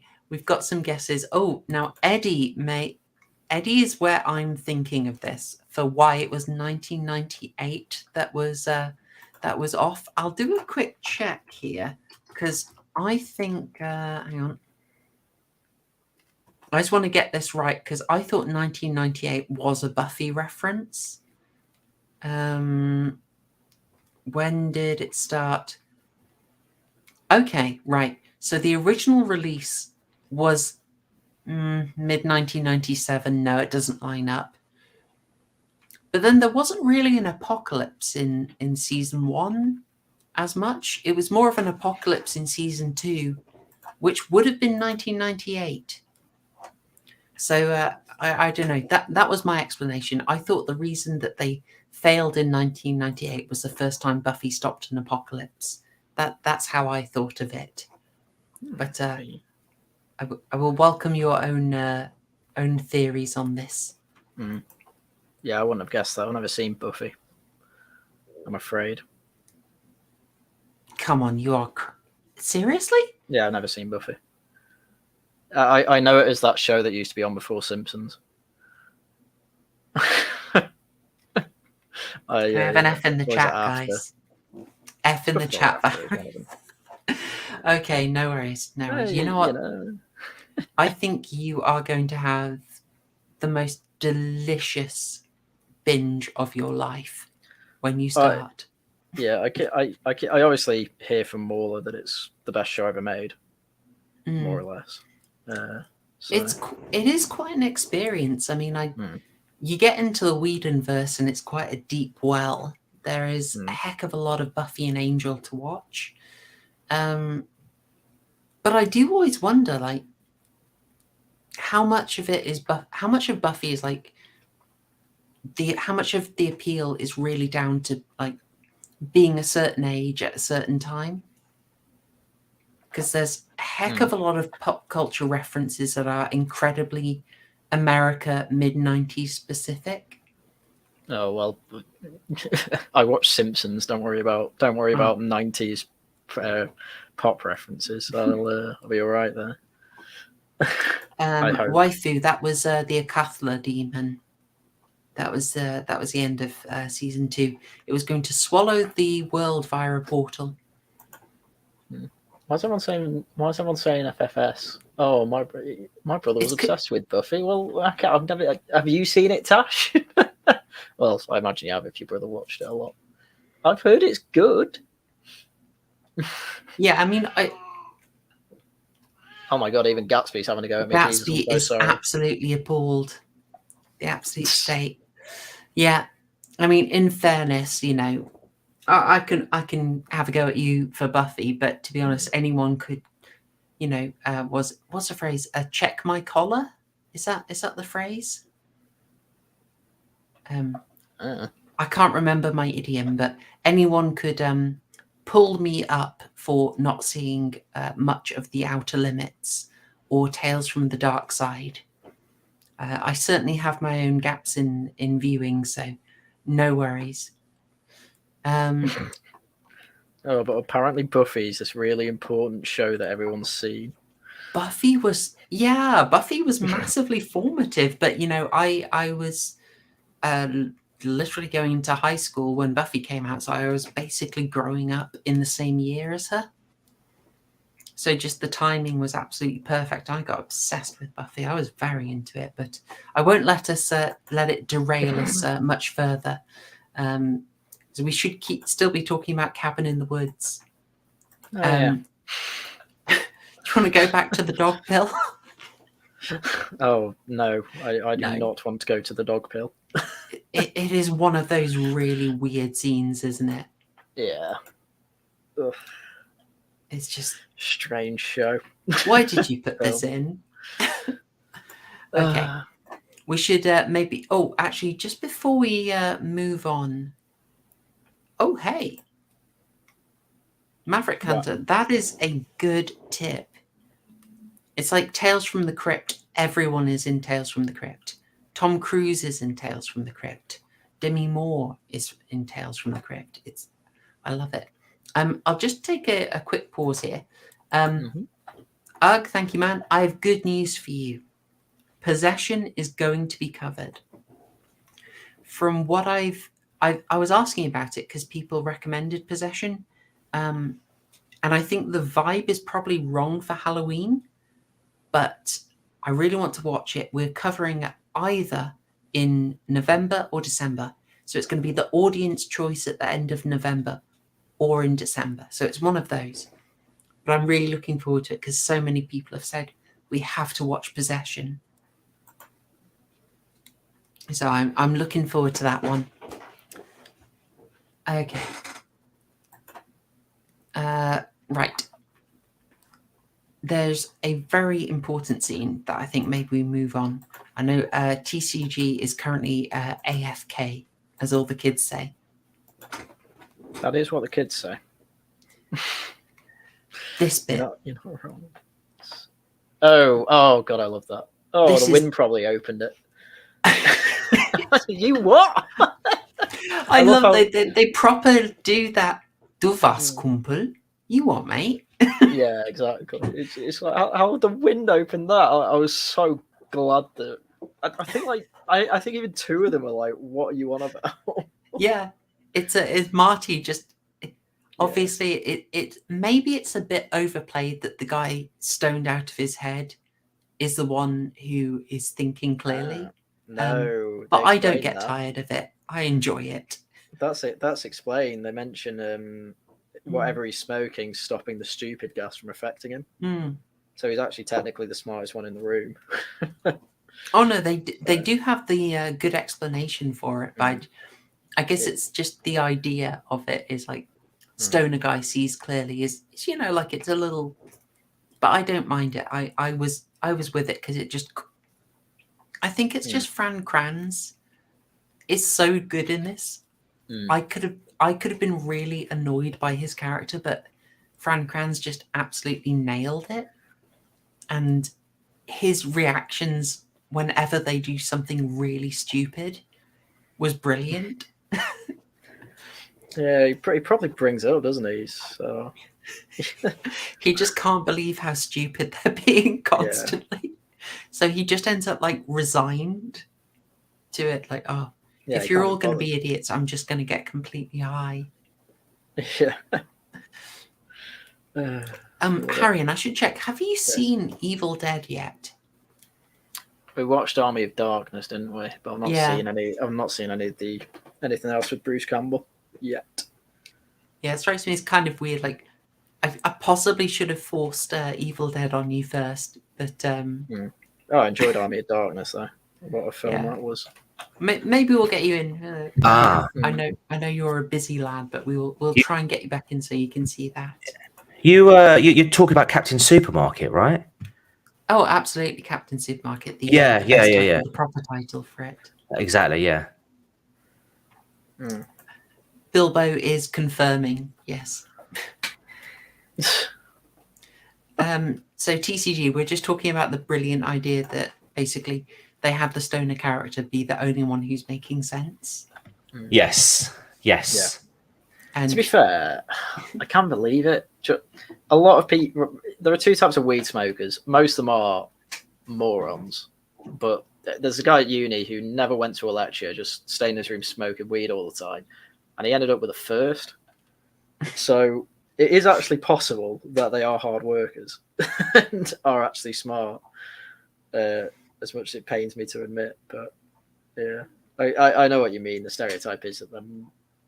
Well, he's a conspiracy theorist at the start, so you are supposed to see him as, an idiot. So it leads. So this is an incredibly direct echo of Evil Dead, but frankly, they are so on the nose about it. It's fine.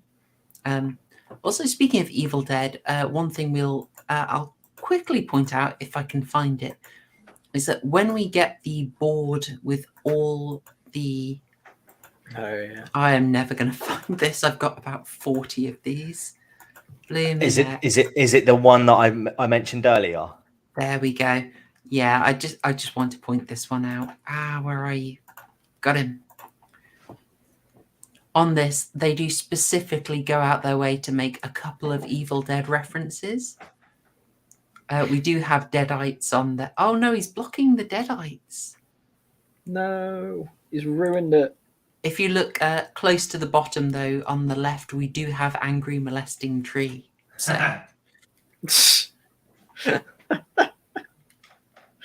What? I assume that's an Evil Dead reference. It is. Molesting is underplaying it a little bit. Sam Raimi has said in that he maybe went a little bit far on that one, but it's quite iconic. Okay, so they are in no way unaware that they owe a great debt to Evil Dead, and obviously the Buckner family is quite closely tied to Deadites, although they feel a little bit more like the Wrong Turn family. You might also throw in The Hills Have Eyes if you want. Those kind of influences are in there. But Cabin in the Woods, you'll have noticed, basically keeps the Buckners just in the dark the whole time. You really struggle to see them, don't you? But they're the zombie family. They're the redneck zombie torture family. Yeah, which I think is the right way to play it. Especially since they blow their load with the rest of the monsters, which, to be honest, I think pretty much all of them are better designed anyway. So, especially the Left 4 Dead ones. But that's just because I love that game. Even though they're you only see them in the cubes though. Alas. I should also point out in the Buckners, one of them, Patience Buckner, who, I mean, it's a beauty. Even one of the zombies has her own arc. I love that. Yeah. Patience Buckner is played by Jodelle Ferland, who I absolutely loved in Silent Hill. So she doesn't get to speak in this, but she gets a little character arc, and it's really nice to see her. So, and I just thought I'd mention Jodelle Ferland doing a really good job with that. Yeah. Anyway, we get to the scene in the basement, very much related to the whiteboard with every possible monster on it. TCG, would you like to talk us through this scene? TCG, my dude. Sorry, I was muted. So after Boomer. Yeah, you don't need to be that fast. Jeez. So after the basement door flips open, they decide to go down and have a look in there to have a bit of a nosy around. And as they're under there, as they're down there, they come across all these items and artifacts and whatnot. And very intriguing. Oh, there's a wedding dress. Oh, there's a mystical ball here that does something. If I maybe configure it in a certain way, maybe something will happen. Maybe maybe the difference between pleasure and pain will become indifferential. But yeah, they come across the diary of Patience, and she starts reading it, and you get the idea that there's some sort of curse over the family, and that their lives are a curse, and the only way to bring it back is to say this phrase in Latin. And of course, the stoner, who is the only voice of reason at that moment, is like, "Yeah, don't do that. Come on, guys, don't do that." And then you get the whisper, "Read it." Oh my God's sake! I love the idea that they were just trying to use subliminal messaging on him. Yeah. So she ends up reading it in Latin, and then that's it. The curse has been activated, and that brings the zombie rednecks to life, and the hunt begins. But the significance of this particular scene, as you find out later, is that all of the objects in there can summon a specific ghost, ghoul, or demon, or something along those lines. And it was them picking the particular monster that would kill them, which I thought was really clever. Although the only nitpick I have about that is the cabin that they go to is the zombie redneck families. It's mentioned by name, and so it was kind of funny. It was kind of coincidental that they would happen to pick that very relic that would begin the curse, and not something different. But it's a minor nitpick, I suppose. No, I think that is a very good point, that the cabin, with the black room is very much tailored towards the Buckners, maybe Deadites as well, and it's hard to fit the others in there. So I think that's actually a really legitimate criticism, but it's also relatively minor. It plays in very nicely, I think, to the idea that Amy Acker's scientist actually manages to challenge the controllers on, be like, do they really have a choice? Do they have a chance here? Yeah, they're sent down here, and it's absolutely filled with everything that can kill them, which is also kind of a comment here on almost... It's a criticism that a lot of this stuff is just interchangeable. Yeah. It's almost saying like, well, it's interchangeable, and it's also Goddard and Whedon saying, for heaven's sake, folks, you are doing this trope too much. You've gone overboard. Find a new thing. Yeah. Do you guys take that as like a legitimate criticism? I suppose to a degree, but then I don't know. Horror for me,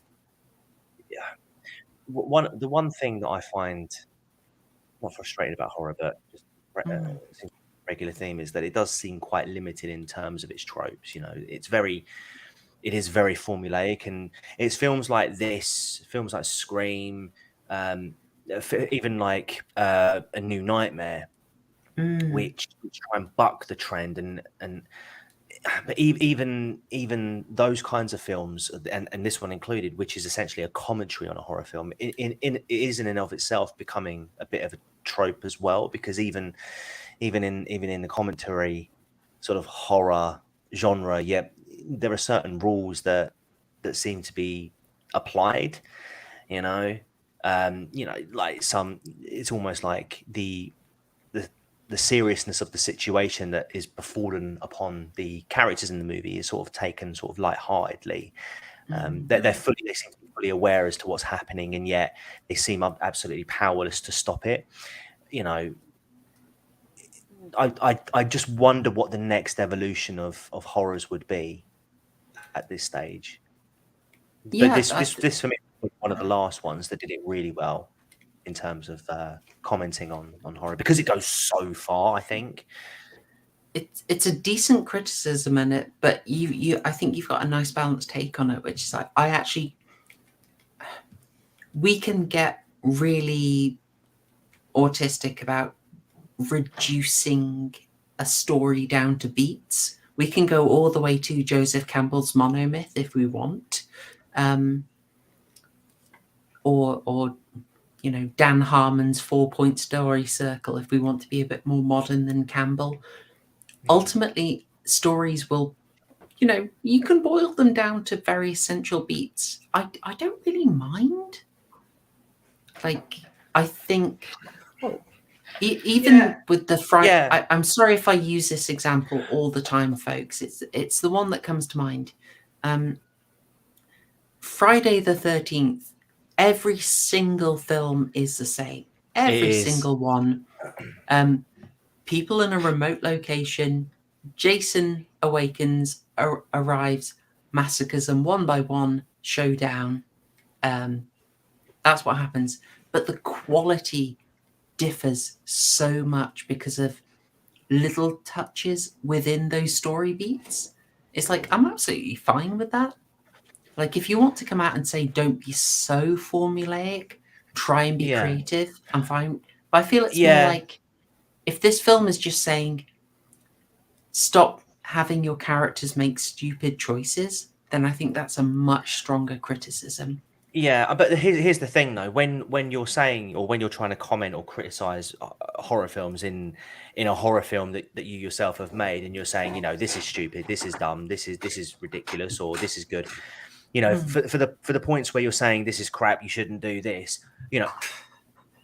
What are you replacing it with then? What's your alternative, and why is that better than a tried and tested formula? Because you're absolutely right with the Friday the 13th films, with the exceptions of the first and the fifth, where it involves different people other than Jason. You've got the formula is the same. It is purely, no pun intended, about the execution of the films. For me, the fourth one is hands down the best, I think. Or we could say James Bond films. Would be a great thing to point to. Yeah, if you want to move away from horror films, then you can absolutely talk about movies like James Bond. Or even sort of like spy movies in general outside of James Bond. Things, I think you could argue that maybe the Bourne Identity, the Bourne trilogy, perhaps, that was very much the same. Guy has amnesia, he's trying to find out who he is and find out more about himself, and he's sort of going on with that sort of theory, go on with that line of logic throughout the trilogy as he finds out more about himself. But it's very, he has a bad guy he has to overcome, and the Mission Impossible franchise, you can say, is the same in terms of and the TV series as well. It's formulaic, but it's all about the execution and does it work? Yeah, I mean, Haryan, maybe you take this one. Do you think it's fair to say that maybe it's a little bit weak if you have your monster summoned by basically a random discovery like this? Like you randomly discover the artifact that summons the monster, versus something like Hellraiser, where these Cenobites are summoned because of who Frank Cotton is and his sort of incredibly destructive lust for ever more intense experiences. Well, yeah. I suppose when you, I was going to say it wasn't. I was going to say, wasn't it a random object that does that in Hellraiser? But I suppose he specifically sorts out that specific object to find the ultimate pleasure, which ended up with him being dismembered, obviously. A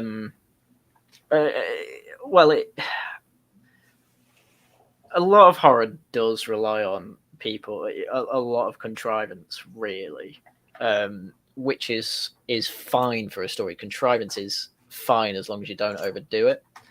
If you need a bit of a contrivance to start a story, I think that's okay, as long as the rest of it is, plays down the contrivance quite a bit.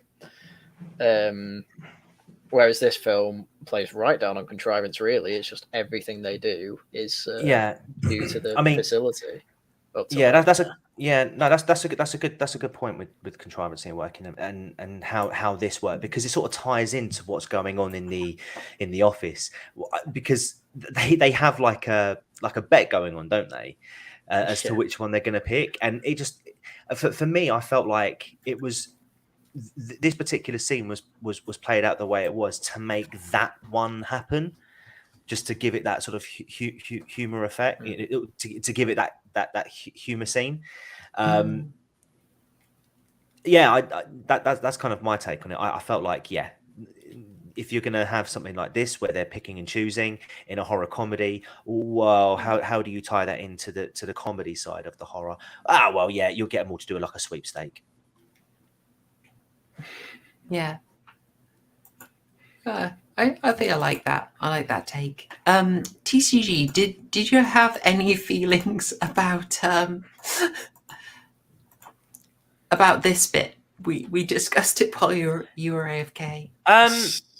It was weird. I mean, I don't get it. I mean, I don't understand how, and 0 fatalities as well. Like, I don't understand how they sussed it out. I don't understand how none of the girls managed to get injured. I don't understand why none of the girls look like they're traumatized and need like 3 years worth of counseling. It's very rare you'll hear me say this, but literally it is just supposed to be a joke. This isn't like a main part of the story. This is literally just a setup so the guy can say F you to a bunch of 9-year-old girls. Yeah, I mean, and not only that as well, but they sort of brag about how, or they sort of boast about how Japan has a 100% success record. And then I suppose the one time, I suppose the only thing I could sort of acknowledge was the fact that the one time they do fail, they fail spectacularly against a bunch of 9-year-old girls. So again, I have to remember that this is a horror comedy, so I don't have to look at this with such a serious sort of. With sort of serious specs on, I can just sort of look at it and go, okay, I can see what they did there. But I don't understand it, but it works. It works. Well, I mean, if I was going to make headcanon for it, it's like, oh, well, these girls are at school. There'll be a library there. There'll be things about, ancient myths of Japanese spirits and things like that. And then they just try the nursery rhyme with the flowers or something. That's my headcanon. Yeah. Okay, but your headcanon's flawed right away because they're locked in the room and you're telling me that they're going to read all this stuff. Or any of them might know the mythology in Japan. I don't know. Well, it's like if like you were being attacked by a dragon, you're like, all right, their scales are really hard, but that typically there's a scale missing that you can put an arrow through. That's Beowulf. So I don't know. Maybe there's a Japanese thing here. I don't know. I mean, it's it's headcanon. I'm making stuff up. I'm writing for the film, but this is a side joke. If you want to overthink it, you could wonder like how in this scenario, like, Japan is clearly not using the same archetypes. Yeah. But I think that is also kind of fine because Western stories will run different. And if you watch enough J horror or K horror, as we have gone through on this channel, you do notice a very different vibe in those stories and the very different archetypes that they work with. But then also you see big transformations in the archetypes that we work with in Western stories over time, where we're a lot more focused on teenagers nowadays than we used to be back in the day. I have a clip that I absolutely love, just in terms of the creativity of the monsters.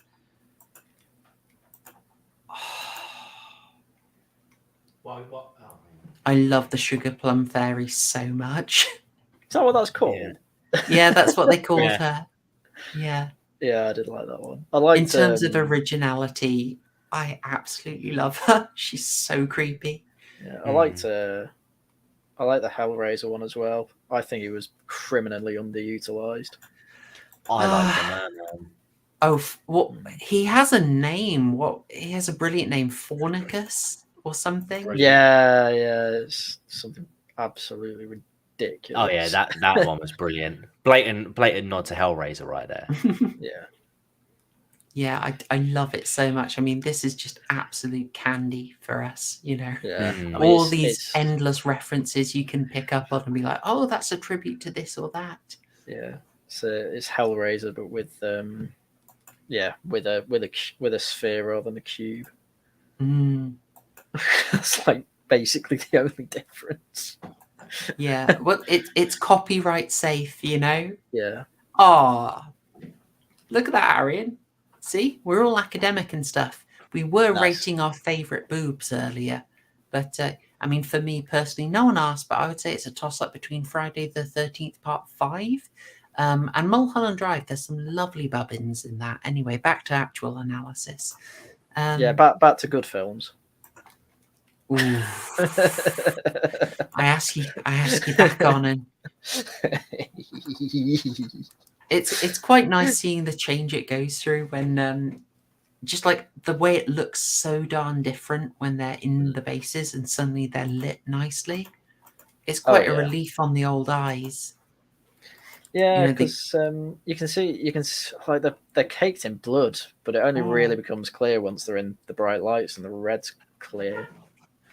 So something like 13 gallons of blood was used in these particular. Oh, can we talk about this particular scene of events? No. Oh heck yeah, you can. All I want to do is just reel off one sentence, and I'm going to paraphrase it. And then there was chaos. Yeah, abrupt chaos is hard to describe it, and it's great. Now the reason why I say and then there was chaos is because that was the one sentence that I believe it was Joss Whedon who wrote to describe what was to happen in this particular set of scenes. That was all they had to work on. That was all they had to work with, and apparently it was a nightmare to do because they had so little to go on. It was just like, just make it. Just do more. Just add more death, more kills. Yep. Didn't they have like 190 visual effects artists working on these 5 minutes alone? Probably. And it was incredibly intensive. Apparently, they were like, "We're never going to do it again," but it was very, very fun. I mean, you have to wonder. It's like, in a way, I maybe I'm asking to be spoiled, but you see things like the Merman. The Merman is on screen for about like 10 seconds, and they made a full costume for it. They made it full mechanics. That is a real prop. They made it. It's on for 10 seconds, and you think, oh gosh, that must have been so expensive. There's so much that you only get to glimpse really briefly. I mean, I love the guy's reaction of just, come on. I know, the Merman. Sorry to interrupt. The costume designer said that the Merman outfit was their favorite. Her favorite to design. Apparently, she had the most fun with that. She thought that one was the best. I think it looks so good. It's brilliant. I wasn't massively sold on the unicorn, but what can you do? Like, the unicorn's there just to be a joke, obviously, you know. But I thought the Merman looked amazing. I would so watch a Merman movie. Yeah, it was the blood spouting out of its back as well. Its back snout, whatever you call it. Yeah. I love that. I was like, oh man. They really just wanted fun with this bit. And I that's okay, because I want fun too. Has there ever been I have to ask you, Horrorshow, because you're like the true expert, but I feel like The Merman was a bit of a nod to like a horror movie or a horror trope that we haven't seen. Has there ever been like a horror film with mermen in it? Oh yeah, I mean, there are a bunch of original creatures, like you say, the sort of scorpion robot is pretty darn original. The oh, sorry, my brain. The sugar plum fairy is pretty darn original. Although I do remember, Mergu, you had an idea for what the sugar plum fairy was from. The merman is very underexplored, but you can go for something fairly recent like Killer Mermaids. And then you're also thinking of fish people in the Lovecraft. Oh, yeah. Mergut's got there. Dagon. Yeah. Oh, Dagon. Right. Okay. So sort of Lovecraftian fish people myths and deep ones, you could say. But it's very underexplored. Very, very underexplored. Gotcha. It's kind of like Dr. Jekyll and Mr. Hyde has pretty much lost popularity these days. Although I suspect that's something to do with the big wave of like multiple personality serial killers. Hang on, there's one coming out soon, isn't there? A new Jekyll and Hyde. Oh no, yes, with Eddie Izzard. Yeah, we probably will cover it. Folks. I've got A League of Extraordinary Gentlemen actually on DVD, and that's I might watch that. That's supposed to be. Not supposed to be. I would love to rewatch that. I had such a good. I only saw it in Germany, but I had a great time with it. You know that film gets slated. It gets slated. It really does. Like it was a film that was like quite panned, but man, you know what? I like it, and I had a good time watching it. And it's a film I've seen several times and would watch several times more. I think there was an EFAP movies where they covered it. Oh really? It's got Sean Connery in, doesn't it? Mm-hmm. Yes. Yeah. I think it's the film I'm thinking of. Yeah, they've covered it in some aspect. They might have done an EFAP on someone else saying it's a like terrible film or something, and they're like, "No, it's all right." I can't remember. I know that through EFAP though, as most of my film knowledge does. But I was going to say on Dr. Jekyll and Mr. Hyde. I mean, technically, the most horrific thing ever made is kind of inspired by Dr. Jekyll and Mr. Hyde, if you think about it. And that shows She-Hulk, because Hulk is basically just a Dr. Jekyll and Mr. Hyde. And the most horrific show ever made, inspired by it. So there you go. Brilliant. Oh dear. I'm stepping over. Thanks. Stepping over. Gosh. Have you not seen it? I thought it was the best show on Disney Plus.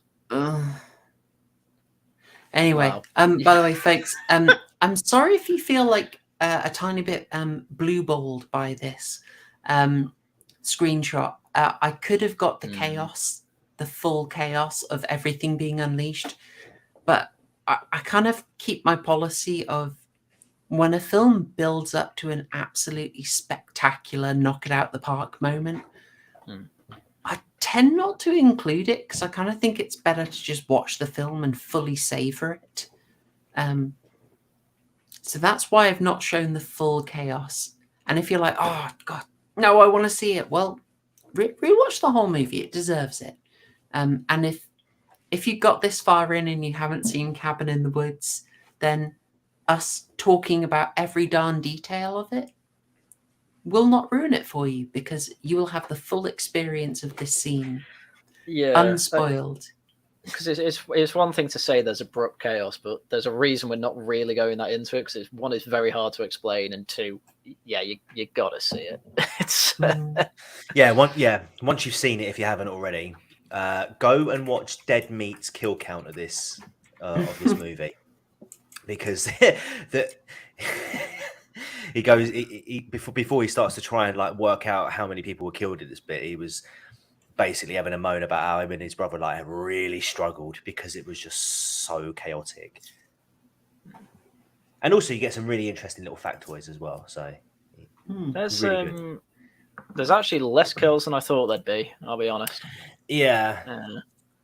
Well, they do get through them, like all our controller buddies who we've enjoyed and bonded to, even if we've felt they weren't the most morally clean people. Yeah, you know, I mean, I think they're he all said, getting off. I think he said there's on average there's like a kill every like 1.2, like 1.5 minutes. But you and I in here know that all happens at the end. That average gets drilled down right at the end.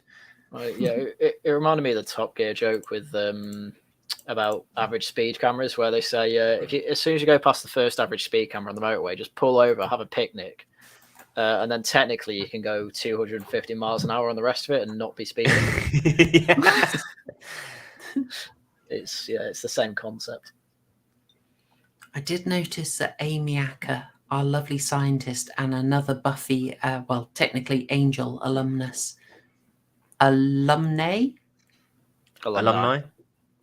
But it's just one, so alumni. It's still alumni, isn't it? I think that's group plural. Anyway, alumnus. Latin. That's a dude, though. Is it alumna? It's alumna. I'm not having that. Chat, help us out. Give us some Latin. Ignore Marty. You can do the Latin now. It'll be fine here. We're not in the basement anymore. Oh my god! Sorry, I've just googled alumnus feminine. Traditionally, alumnus refers specifically to singular male graduates, and alumni is the plural form of a group of male graduates. Full stop. Lesser spotted alumna is for a single female graduate. Ooh. Oh, I love the patriarchy. See, come for the horrific murders, stay for the Latin grammar discussion. Anyway, and the classic sexism. I did notice that Amy Acker got dispatched by a massive tentacle. Oh no! Oh yeah. There is a guy who gets but there is a guy as well who gets dragged off by it. There is a guy who gets. Omoshiroi? How do you say it? Omoshiroi desu ne?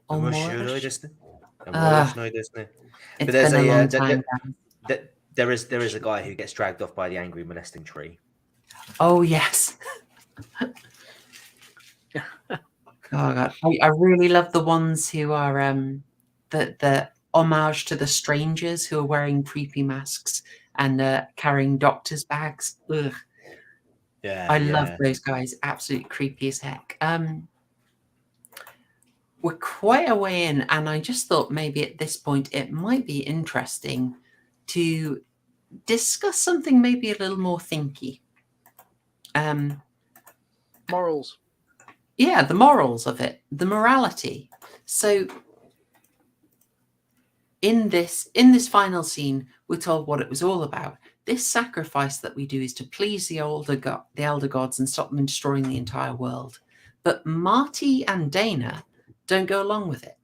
Although Dana is briefly tempted to kill off Marty, they don't do it. What do we make of the morality of this? Boo! They're the bad guys. Boo! Yeah, I'm totally on the kids' side. The facility is horrible.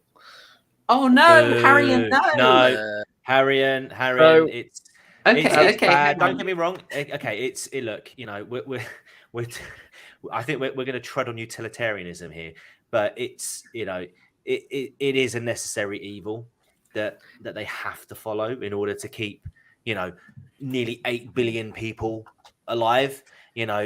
By these, by the kids' actions, they've killed little babies and children and all the little wildlife that you like. Go on, you say it. You say. I am horrified you'd want to live in a world that willfully is sacrificing people. Dude, we are descended from a world where people willingly sacrifice people, and thankfully we've moved past that barbarism. Well, evidently we haven't. Evidently we haven't. So, well, you haven't. Well, do you know what? What's a human sacrifice between friends? Come on. I think, Harry, if you don't participate, you're just rude, right? I was about to Fed post.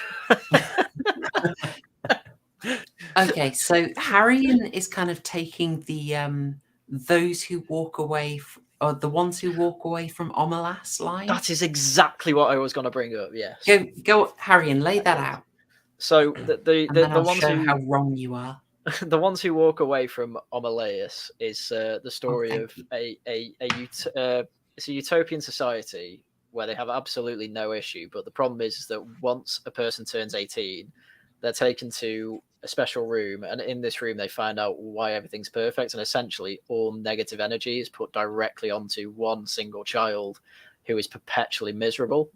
And the way the society works is that everyone has to know that this is what's happening, and then they can either decide to keep living in that society and allow that child to suffer, or they can walk away never to return. And I'd be one of the people to walk away. And that's essentially the same issue here. That's different. That's different because I'll give you one reason why it's different is because, you know, the rest of Earth's population are unaware as to what's going on here. Also, you're not talking about a specific village. You're talking about the entire globe. Well, okay. So, hang on a minute. It's a lovely day. Oh, you know what? I think I'm going to go down to Costa and get myself a cup. Why the hell is there a giant hand in the sky? Because I'm not my dying. baby. All right. Because people had to die so you could do that, and they probably go, "Oh, not worth it." People have to die all the time, so I have to do everything. You know, that's what wars are fought over.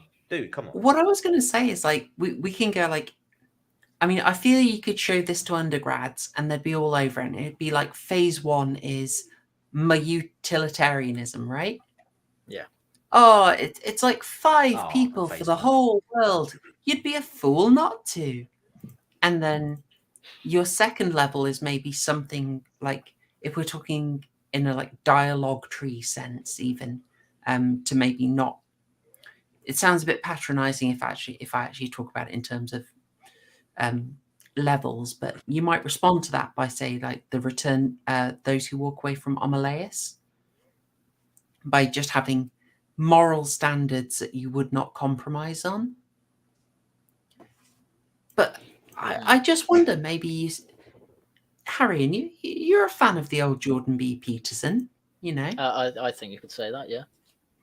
Wouldn't Peterson's stance be that, look, there is suffering absolutely inevitable in the world. It is completely unavoidable. And part of what you have to do is sort of accept the suffering and work with it.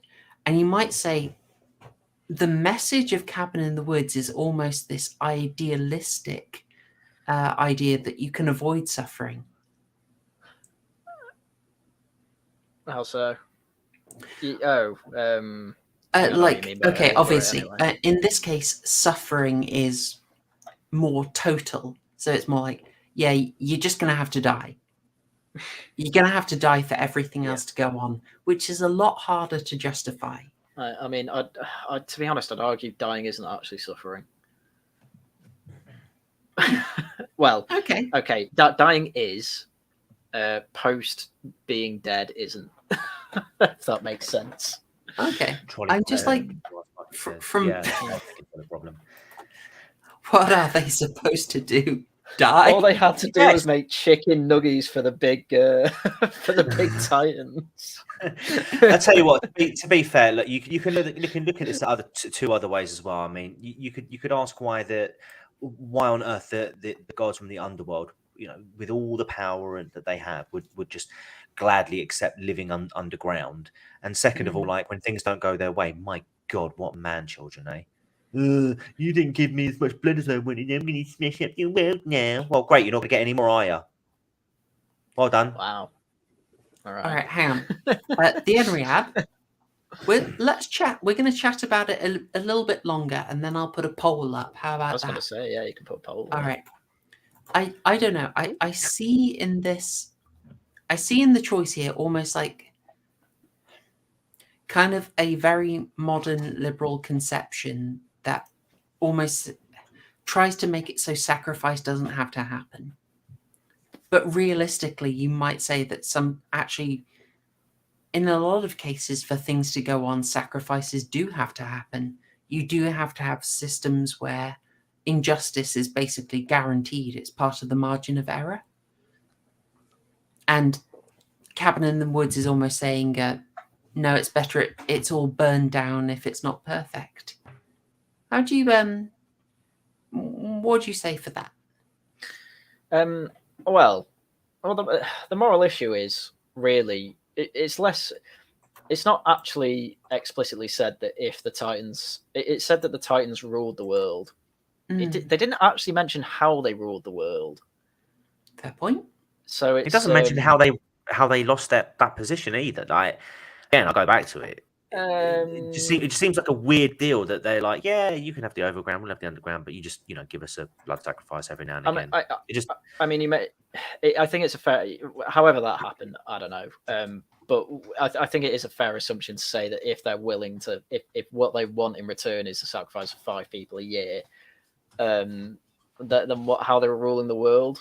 I mean, depending how you look at it, it's either going to be worse because they're so flippant about human life, or it's better because 5 tortured souls is all they needed to be content, if you know what I mean. Which compared to how the world is run by people, it's an argument to say 5 people a year to keep us in charge. Well, maybe they are better because they might stop people killing each other. I don't know. So it's less about ending the world and more about who should be in charge of humanity, gods or people. And that's another place I'm coming from. I mean, obviously they're not benevolent gods; they're not all good gods.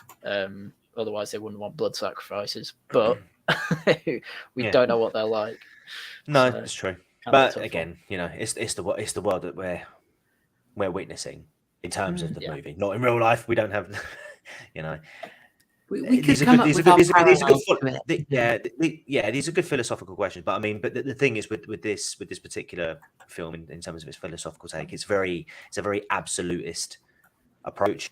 Like you mentioned your, I don't know if the story that you mentioned. That it's not an absolutist take because there aren't ramifications outside of that village, presumably. Whereas the choices that these two make, or well, actually, it's not even really Marty, is it? I mean, Marty doesn't want to die. Fair enough. It's the choice that the other guy makes. Yeah, I just this poll's confused me, Proper Horror Show. You're saying is Haryan right, and then I think you're asking a conflicting question: should Dana and Martin have accepted their fate? What do you mean by accepted their fate? Their fate to oh gosh darn it, not kill each other, or their fate to kill the other one? It's kind of an open-ended question. I'm going to scrap the poll. We're going to. Good point. Okay, I messed that up. Sorry, I can't actually see it in the back end there. It's really annoying. No, all right, we'll try again. I mean, if we're gonna get a poll, we may as well do it better than YouGov. That's all I'm saying. 71% agreed that whatever I say, whatever my cabinet wants to introduce. I think he's chair of the Labour Tory party now. YouGov owner or Zahawi. It's Zahawi, yeah. Yeah. Well, I know because I've been getting emails from the Tory party because I joined them the other day. Hold on. 33 people in the chat and only 23, 24 likes. Come on, guys. You have got to chat. You're letting me down. I need those likes smashed. Come on, you've got to smash through them like a Greek titan. Absolutely. Come on. This is intense philosophizing. Philosophical. Yeah, there we go. Look, we even mentioned Jordan B. Peterson as well. We're hip. I think this framing is something of a product of the zeitgeist, I think, because they're just so. Oh, sorry, Jesse, Jesse. Hugga. Oh dear. Goodness me. Blood cake for zombies. I want to say, I absolutely love these two. I was so impressed with Kristen Connolly, who's in this. And I just realized I didn't really see her in anything else. Like she went on to be in House of Cards, which I must have seen her in this, but I just don't remember. But she's so darn good in this, and it's a shame I haven't seen her in more stuff. Let's see how are we doing? Oh, the likes are going up, chat. Well done. Much appreciated. One the lights going up. This is the closest poll I've seen in my life. I can't even see it. This is annoying. Just remember, guys. While you're voting on this, remember the decisions that these two make impact you as an individual, your family members, your loved ones. Okay, so if you're thinking that they shouldn't let themselves be sacrificed, that in turn means that you're accepting that you and your loved ones and friends and family should be sacrificed. Because either way, like I said, it's an absolutist approach. You either accept that you should be sacrificed or they should. Hang on, you're getting the wrong message. They're not necessarily going to be killed. They're just going to be slaves to the Greek Titans. It's a very different way of living. Thank you, Brundle, doing your service. Thank you very much. Beautiful. I mean, it is a question of. It's more of a question of free will. Does everyone bar 5 people a year deserve free will, or does no one deserve free will? And in my case, it's no one deserves it. If that's the choice. But do we really have free will when we're all out there influencing each other? Is that an illusion, like democracy, Haryan? For God's sake, free will, Well, I mean, going full Adam and Sitch, free will doesn't even exist. But free will doesn't mean you are 100% rational of mind. It doesn't mean that no one's going to influence you, or that you're going to make the best rational decision you can. What it does mean is that over time, hopefully, you'll learn, make better choices, and it'd be a boring world without free will. You wouldn't have the drama. You wouldn't have scenes like I don't know, Elon Musk going into Twitter with a sink. You say that, Haryan, but unfortunately, the chat's against you, man. Chat is voting pro-sacrifice. Yeah, well, the chat are a bunch of F-slurs, so Don't listen to him, chat. I love you.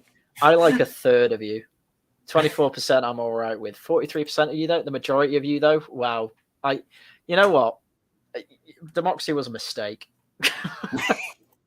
Yes. Come over to the dark side. This is why I can't trust. This is why I can't trust people. You're happy to sacrifice other people for your comfortable living, you bunch of selfish T-words. Oh, brilliant! All right, I'll stop the poll now if I can work out how. I'm very confused in the back end. Would I sacrifice Liz Truss to avoid a Labour government? I'd sacrifice Liz Truss to avoid the butter running out. What kind of question is this? I'd do it for an extra season of Firefly. Come on. All right. Oh, I think I've worked out how to end it in the back end. All right. Oh, look at that. I can't even see the results. But oh wait, yes. There we go. 47. Chickens, 23%. My chickens are amazing. Let's be honest about it, though. Oh, I hate you people. Okay. I'm never coming on the show again just because of the audience. Get rid of the audience or come back on. Susan is doing her best, Haryan. She is trying to make sure I have no audience. But by the way, 36 of you in the chat. Thank you. Good to see you here on a Thursday night. Welcome, and smash, absolutely devastate that like button with a fist of fury. What other monsters were there? Oh, there were I think they were called the dolls, the people in masks who just tied explosives up to people. That was great. Yeah, they were based on the Strangers. We had massive snake. We had a weird ghost. We had a really disturbing, creepy kid. A girl who was just walking down, stalking someone down the corridor. You never got to see much of her. What else? There was the creepy clown. Oh yeah, John Wayne Gacy. Oh yeah. Yeah. The creepy clown was modelled exactly like the nightmare clown in Buffy as well. Yeah, I forgot the bit as well where more security come and see the aftermath, and it's just 3 zombies eating them, and they're like, "Oh God, what do we do?" And then there's just more blood coming around. Yeah. Oh my God! And the guy's being chased down the stairs by the buzzsaw robot. Yeah. Oh, Nice. I love it. Yeah, the scarecrow's tearing apart the security guard. That guy was so great. I love how a woman just commits forever sleep as well in one bit. It's so grim. Like, we probably shouldn't laugh at it, but at the same time, it was absolutely hilarious. As you say, it sounds like they were just told to have fun. Like, you have no direction. They're just like, right, what? It's like, I'm watching a bit now, and one of the screens is just someone being suffocated by a plastic bag. Yeah. So something It's about great. that, they didn't green screen any of those. They literally synced all the video, which I assure you is an absolute nightmare. Like, Really? you'd have to just reset that for every single take. You can't just green screen it in. So nightmare. You can have a lot of fun in this film just pausing every time they have the massive TVs, because there is always so much stuff going on that they've hidden. One of them you probably noticed was Ronald the intern holding up signs. Oh no, I didn't see that. What was he holding up? Oh, he trapped himself in a closet and then was holding up signs asking for help. I will check. Okay. Actually, go to the trivia on IMDb and you'll be able to see it and report your findings back. Oh, okay. I'm not going to do it on this laptop just purely because I don't think it can do more than one. Okay, don't worry about it. It's a very just basic one. I'm surprised it's actually worked with this stream. That's cool. It's a little bonus, and you do find yourself wondering, like, they would have been absolutely screwed if they'd got the ghost or the robot scorpion thing instead of the Buckners. But I think the film doesn't want us to overthink it, and I'm using the multiple deaths by unicorn as my evidence that they don't want you to overthink anything. Wasn't there only one death by unicorn? I thought there were a couple. I thought it was only one. I don't know. Well, to be fair, it's chaotic. In terms of Easter eggs, there was one other one I really wanted to highlight that I thought was absolutely adorable. So when they're getting killed, and they pull a lever, and there's some mechanism that puts blood into the outline of their archetype skeuomorph. Yes. Yeah. Yeah. I just realised when that's happening, we see the mechanism. I think it's a little reference to the studio that released this, Lionsgate. Oh, Lionsgate, maybe. And they would have been able to do Lionsgate, this as an insert shot, because this wasn't actually going to be released. They're wondering, is this just going to be shelved? But Lionsgate stepped in and released it, which is quite nice. So I think that's a little tribute to Lionsgate in the background there that I enjoyed. It's kind of nice because I think they kind of did Lionsgate dirty in one point. I'm going to quickly get one up, and you can tell me this is a reach. While you're doing that, Gabriel, nah, that's not a hot take. I think it is very, very, very smart, this film. Too smart. What do you mean? I don't think it's too smart. I think it's it's what I expect from Joss Whedon. Yeah, I think I'd say. It's nice to be challenged. It's very nice to be challenged and to have something to think about. He does make good films and TV shows and all. Remainer argument. Only 47% voted yes. The majority voted no, or chickens, which is 51% voted against yes. Oh no! We're not getting a third referendum. So I just thought I'd highlight this. So this shot here is just before Jules is killed. And she's got the saw placed before her eye. The saw. And this shot here really reminds me of the reverse bear trap in the first Saw movie, released by Lionsgate. I see. Given that they're a bit critical of torture porn in this, I think, I think there's some room for that. By the way, I've got to ask, guys, during the Shrek scene, when Jules' hand is stabbed, How did you feel about that? Did that get a reaction from you? Oh, it was really telegraphed as usual, but it came a bit out of nowhere. I was like, oh, nice, but it's been engineered so it comes out of nowhere. It's great. I love it. Yeah, I agree. See, the explanation for it freaked me out when I first saw it, because even though it's very obvious, I thought they did it so nicely. Yeah, absolutely. There's some very nasty stuff in there. Holden's death as well. I mean, we kind of skipped over it, but I think the film is like, it's not kidding you about how offhand they're killed. It does treat their deaths in a way as kind of rote and just expected, like the fact that Holden just gets stabbed in a completely improbable way. Like, there's no way that Buckner got into the back of the van to randomly stab him. And I had a bit of problem with that.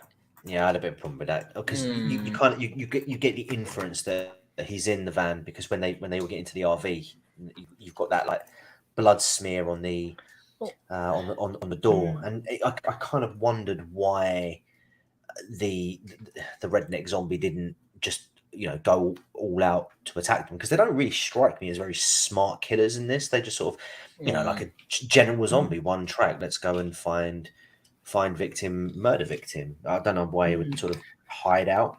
Well, I mean, it makes sense as well as they're going through the tunnel. Like, if he does have some brain, kill the driver there, and RV, crashes. Yeah. So, yeah, this film does have its issues. That I've not. I mean, I know the security I keep bringing up, but there's that as well. If you really want to get into world building, how feasible is it that that there's technology beyond anything else we've seen in the world? And I suppose if it is to save the world, that's where you'd put it. And I can't, with world building, it's like a government's in on this, or is this something higher than world governments? Is this like the WEF of this universe? No, it's not that evil. So. Hello. Nice. I am Klaus Schwab, and I am here to give you ritual sacrifice to please the underworld gods. I wrote it here in my book. I knew it. Wow, you're how to sacrifice teenagers and alienate gods. Mergoot makes a very fine point here, folks. Shall we do sort of closing thoughts and scores? No, I'm going to go on for another hour if that's okay. Harry, no! I've not seen Super Nanny in ages. I want to see if I can beat her up. No. There's no. She's only grown more powerful. Oh no! All right. Let's go on. Let's finish it off then. You go for it, man. Closing thoughts and scores. And by the way, chat, now is a great time. Get your scores in out of 12 burgers, because why would we change it at this point? Excellent. So, very, very good film. Very intriguing plot with, as I say, some contrivances. Fortunately, some of the contrivances are bigger than others. I mean, smallest ones, as Crime Guy came up before with before. Just no fatalities in any other scenario where they have complete control over people. Yeah, I don't think so. The zombie getting into the back of the RV, slightly worse, and then finally, this. If you've got a facility that is clearly very, very secure, is there to save the entire world, and you have a bunch of monsters that only want to kill people, you would have more than one security guard there with a gun who's easily taken out by a stoner and a girl. Those contrivances, they're not plot holes necessarily, but they do bring the score down quite a bit. But as I say, there's a lot to praise here. A lot of concepts well executed. A lot of the world building, as I say, was pretty to very good. The characters as well. When you've got a plot that's pretty cohesive, and then you've got characters that are very engaging and very entertaining, and then you've got world building on top of that, you've got something that is well into the 9s to 12s of burgers. But as I say, with those contrivances, you can't make it perfect. I'd probably give it. I find too many reasons not to give it 10 burgers, so it's got to be 9 burgers with plenty of cheese, because the comedy in this film was. I laughed more than I thought I would at this film, but this makes me want to watch Joss Whedon's stuff, even the Marvel, even the Cape-esque. So who knows? I might be watching Buffy. Ooh, Definitely. I would love that. I tell you one that people I really would recommend. Dollhouse. It's much shorter. There's only about 20 episodes. No, sorry. There's like 26 episodes. I rewatched it recently, and there is some really interesting stuff in Dollhouse. Some I won't go into it, but there's some fascinating things to wrap your noggin round. I'll also just say quickly, Uar Sparkly, if that is how you'd like me to pronounce that. Thank you so much for the $2 there. Much appreciated. I'm glad you enjoyed it. Yeah, I've really enjoyed this. I've wanted to talk about this film for so darn long. So Haryan, that was 9 burgers? 9, yeah. Out of 12? Out of 12, yeah. That's high for you. That's good. I'll take it. That's firmly in the recommend. Oh, definitely. No, I'm happy. I'm happy with that. All right. TCG, closing thoughts and score. Yeah, I mean, I pretty much echo what Haryan says. This is a really good film in terms of a commentary on the horror tropes, as well as it being a love letter of sorts. I think it does a really good job in that.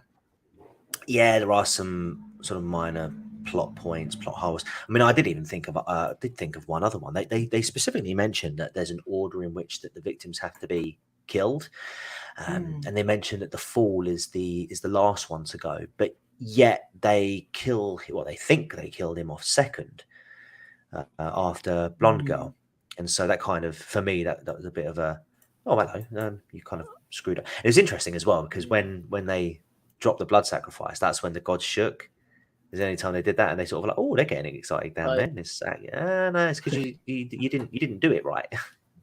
But I took the Fool has to die before her less of there's a specific order to them, and more of the Virgin has to die last. But yeah, maybe maybe it's just when Sigourney Weaver's explaining it, and she sort of goes through it, and then she's sort of like the Fool last before the Virgin. It just sort of implied to me that there was because what she does, she reels off the order in which the characters died in chronological order in that particular film. I don't know, but yeah, either way, they kind of recover it with but the Virgin can live or die at the end. But yeah, I mean, like I said at the start of the stream, when I first watched this film years ago, I actually was almost disappointed with it, because it just was not the kind of film I was expecting. And so I didn't really I didn't really have much of a take at the time, other than that wasn't the kind of film I was expecting. So I did a rewatch like immediately afterwards, just so that I could get with what the film was trying to say. And yeah, I really, really liked it. Yeah, young Chris Hemsworth, a good little cast there. Dude from Detroit Become Human, some nice little cameos, and nice respectful nods to other popular franchises. And yeah, I mean, I think I can see why horror fans like this film, love this film even. Yeah, I mean, I'd actually be a bit more generous than Haryan. It wouldn't get a 12, obviously, because there are, so I say, there's some minor points, very, very minor points that bring the score down somewhat. But I'd give it 10 out of 12 burgers with about 13 gallons of ketchup. And, oh yeah, and some nice little bits of salad in there as well, just to mess things up a little bit. I think that's very fair. I'm interested. Joe, did you not like it, man? My Latin ain't that good. Sorry. I think that means there's no accounting for taste. I think. I Google translated it. Gabriel, indeed, it was all a ruse. There's a line that's dropped right at the end as they're sitting and smoking and waiting for the world to end. Of Dana just suddenly goes, I don't think. Oh, what's his name? Jock's name even has a cousin. And it's the whole thing. Oh yeah, he doesn't have a cousin with the cabin in the woods. The whole thing is nonsense. I love that. Yeah, it's I love that. It's like, I got that this was a setup. It's great. Yeah, just like the whole scenario is silly. What the heck? I love it.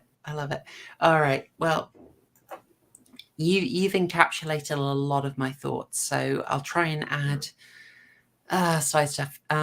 You can absolutely lose yourself in all the meta references in there, and that would be nice, but the meta references would get very old if there weren't characters you're enjoying spending time with and a fascinating setup that your brain gets to work with. And one of the best things about this movie is how rewatchable it is. Rewatching Cabin in the Woods is just like an exercise in seeing some really wonderful setup and payoff being put in place. And that just makes it so satisfying. It's up there with, say, Shaun of the Dead and Hot Fuzz in terms of endless setup and payoff. Yeah. And it makes for such a solid film. It got the old noggin jogging. I had a lot to think on. I really enjoyed it. There were so many treats from the Buffy world as well.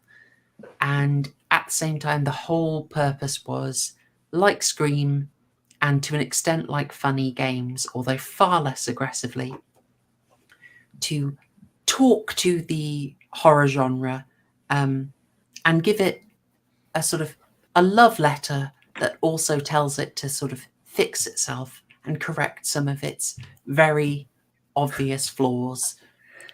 Like just trying to basically get the stupid gas out of horror. It's it's like it's giving the horror genre an affectionate but firm spanking in movie form. So an absolute treat. I mean, we'll cover Funny Games eventually, which is far less affectionate, but when you love the genre this much, then Cabin in the Woods just lands very different, and it's such a creative way of expressing its ideas. So how do you score it? Just before you give it a score, Joe says he hated it, but then again, I hate most modern stuff, especially if made in America. My dude, would I be able to get you to reconsider your score if I told you this film was made in Canada? Even worse. This film was made in Canada? Why? It was made in Canada. Because everything... Tax.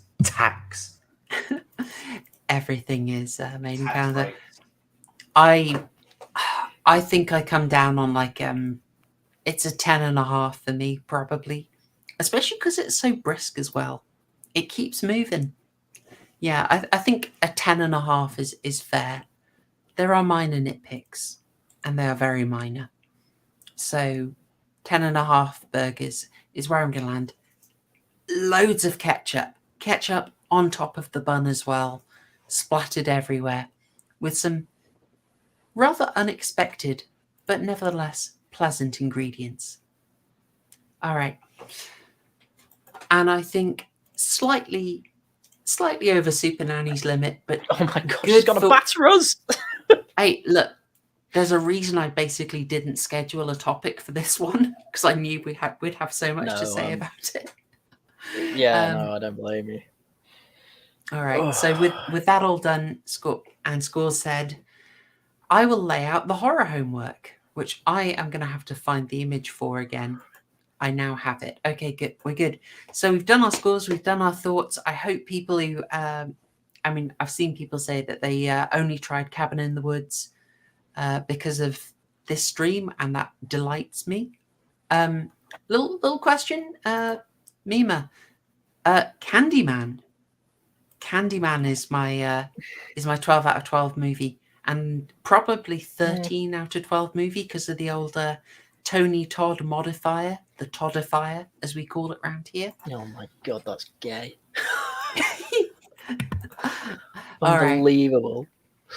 I will not. Hello, Gatsby. All right, I am being summoned by Gatters there. All right, horror homework. Oh yeah, I've got the month off. Yeah, next month it is. It's Whammons month. Quite randomly, I just thought it would be quite interesting to fill the panel with Whammon and show them some very specific movies. We're starting off with It Follows. We might shake the order up a bit, but those are the movies we're going to cover. Possession currently is slated for the end of November, but we might swap it out for Rosemary's Baby, depending on panel availability. But we're starting off definitely with It Follows next Thursday. Oh my god! You know what? I might watch It Follows and watch the stream if I get time. Gerald's Game, isn't that Mike Flanagan? It is. It's an absolutely fantastic Flanagan. Send your thoughts in. Send your thoughts and score, Harry, and I'll read it out. Same for you, TCG, if you want to.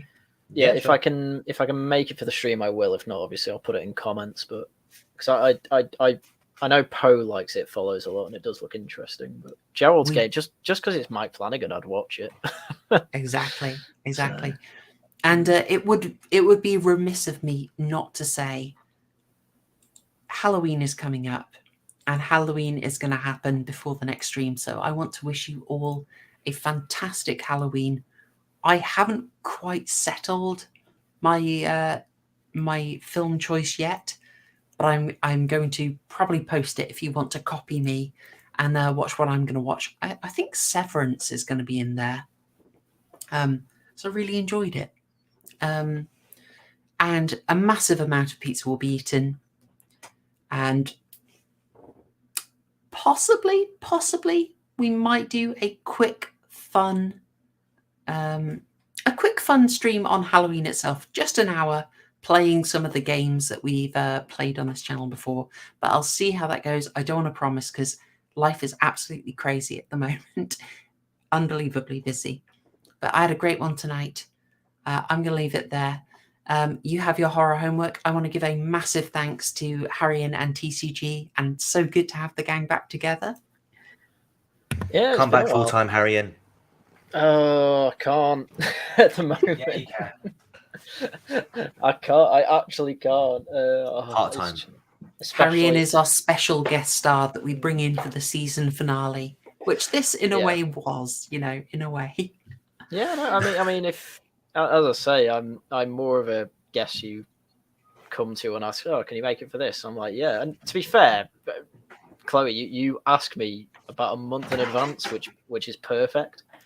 Because if there is an issue, we can just rearrange. But yeah, exactly. No, I do miss this stream. Obviously, I just life.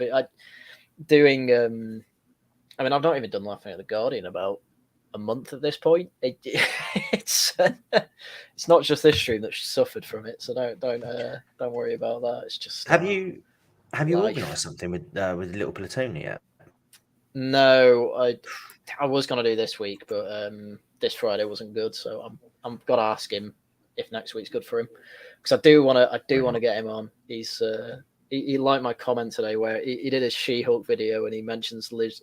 He does a skit about Liz Truss as Prime Minister, so I sent him a comment saying, "Oh, this is like the only bit of evidence that Liz Truss was Prime Minister."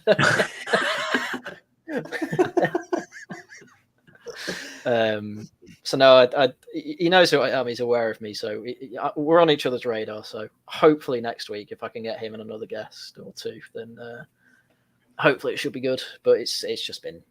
I've not had time to organise anything for Laughing at the Guardian for a while, and people I've asked are just nah, can't do it. I'm like, oh, okay. So it's just been a whirlwind of bad luck with it, but hopefully it won't be like that forever. We do all like Little Platoon here. We're all he's a good lad. He's a good lad. I think we all found him separately about the same time. Mm. Yeah, a wonderful Thanks, find. She-Hulk. Very cool. Yeah. I'd also note Last Things, a friend of the channel, put out a new edited video today, which is part 1 of a 3-part series. So if you're looking for more stuff, Last Things, excellent guy. I steal many an idea from him. Anyway, we have incurred Super Nanny's wrath somewhat, so I will have to leave it off here. Again, thank you, TCG, thank you, Haryan, and thank you, chat. You have been absolute stars tonight, and I hope you enjoyed it as much as I did. I'm going to leave it there. Always. I will get you the video on Get Out as soon as I can. I will probably be banned off YouTube once I post it, but we'll see how that goes. Oh, dear. But that's all from me for tonight. So thanks, y'all. Cheers. Hashtag Show Gang. Dab. Do it, Harry. Quick, get it in. Get the rock gang in. Hashtag rock gang, you bunch of F-slurs.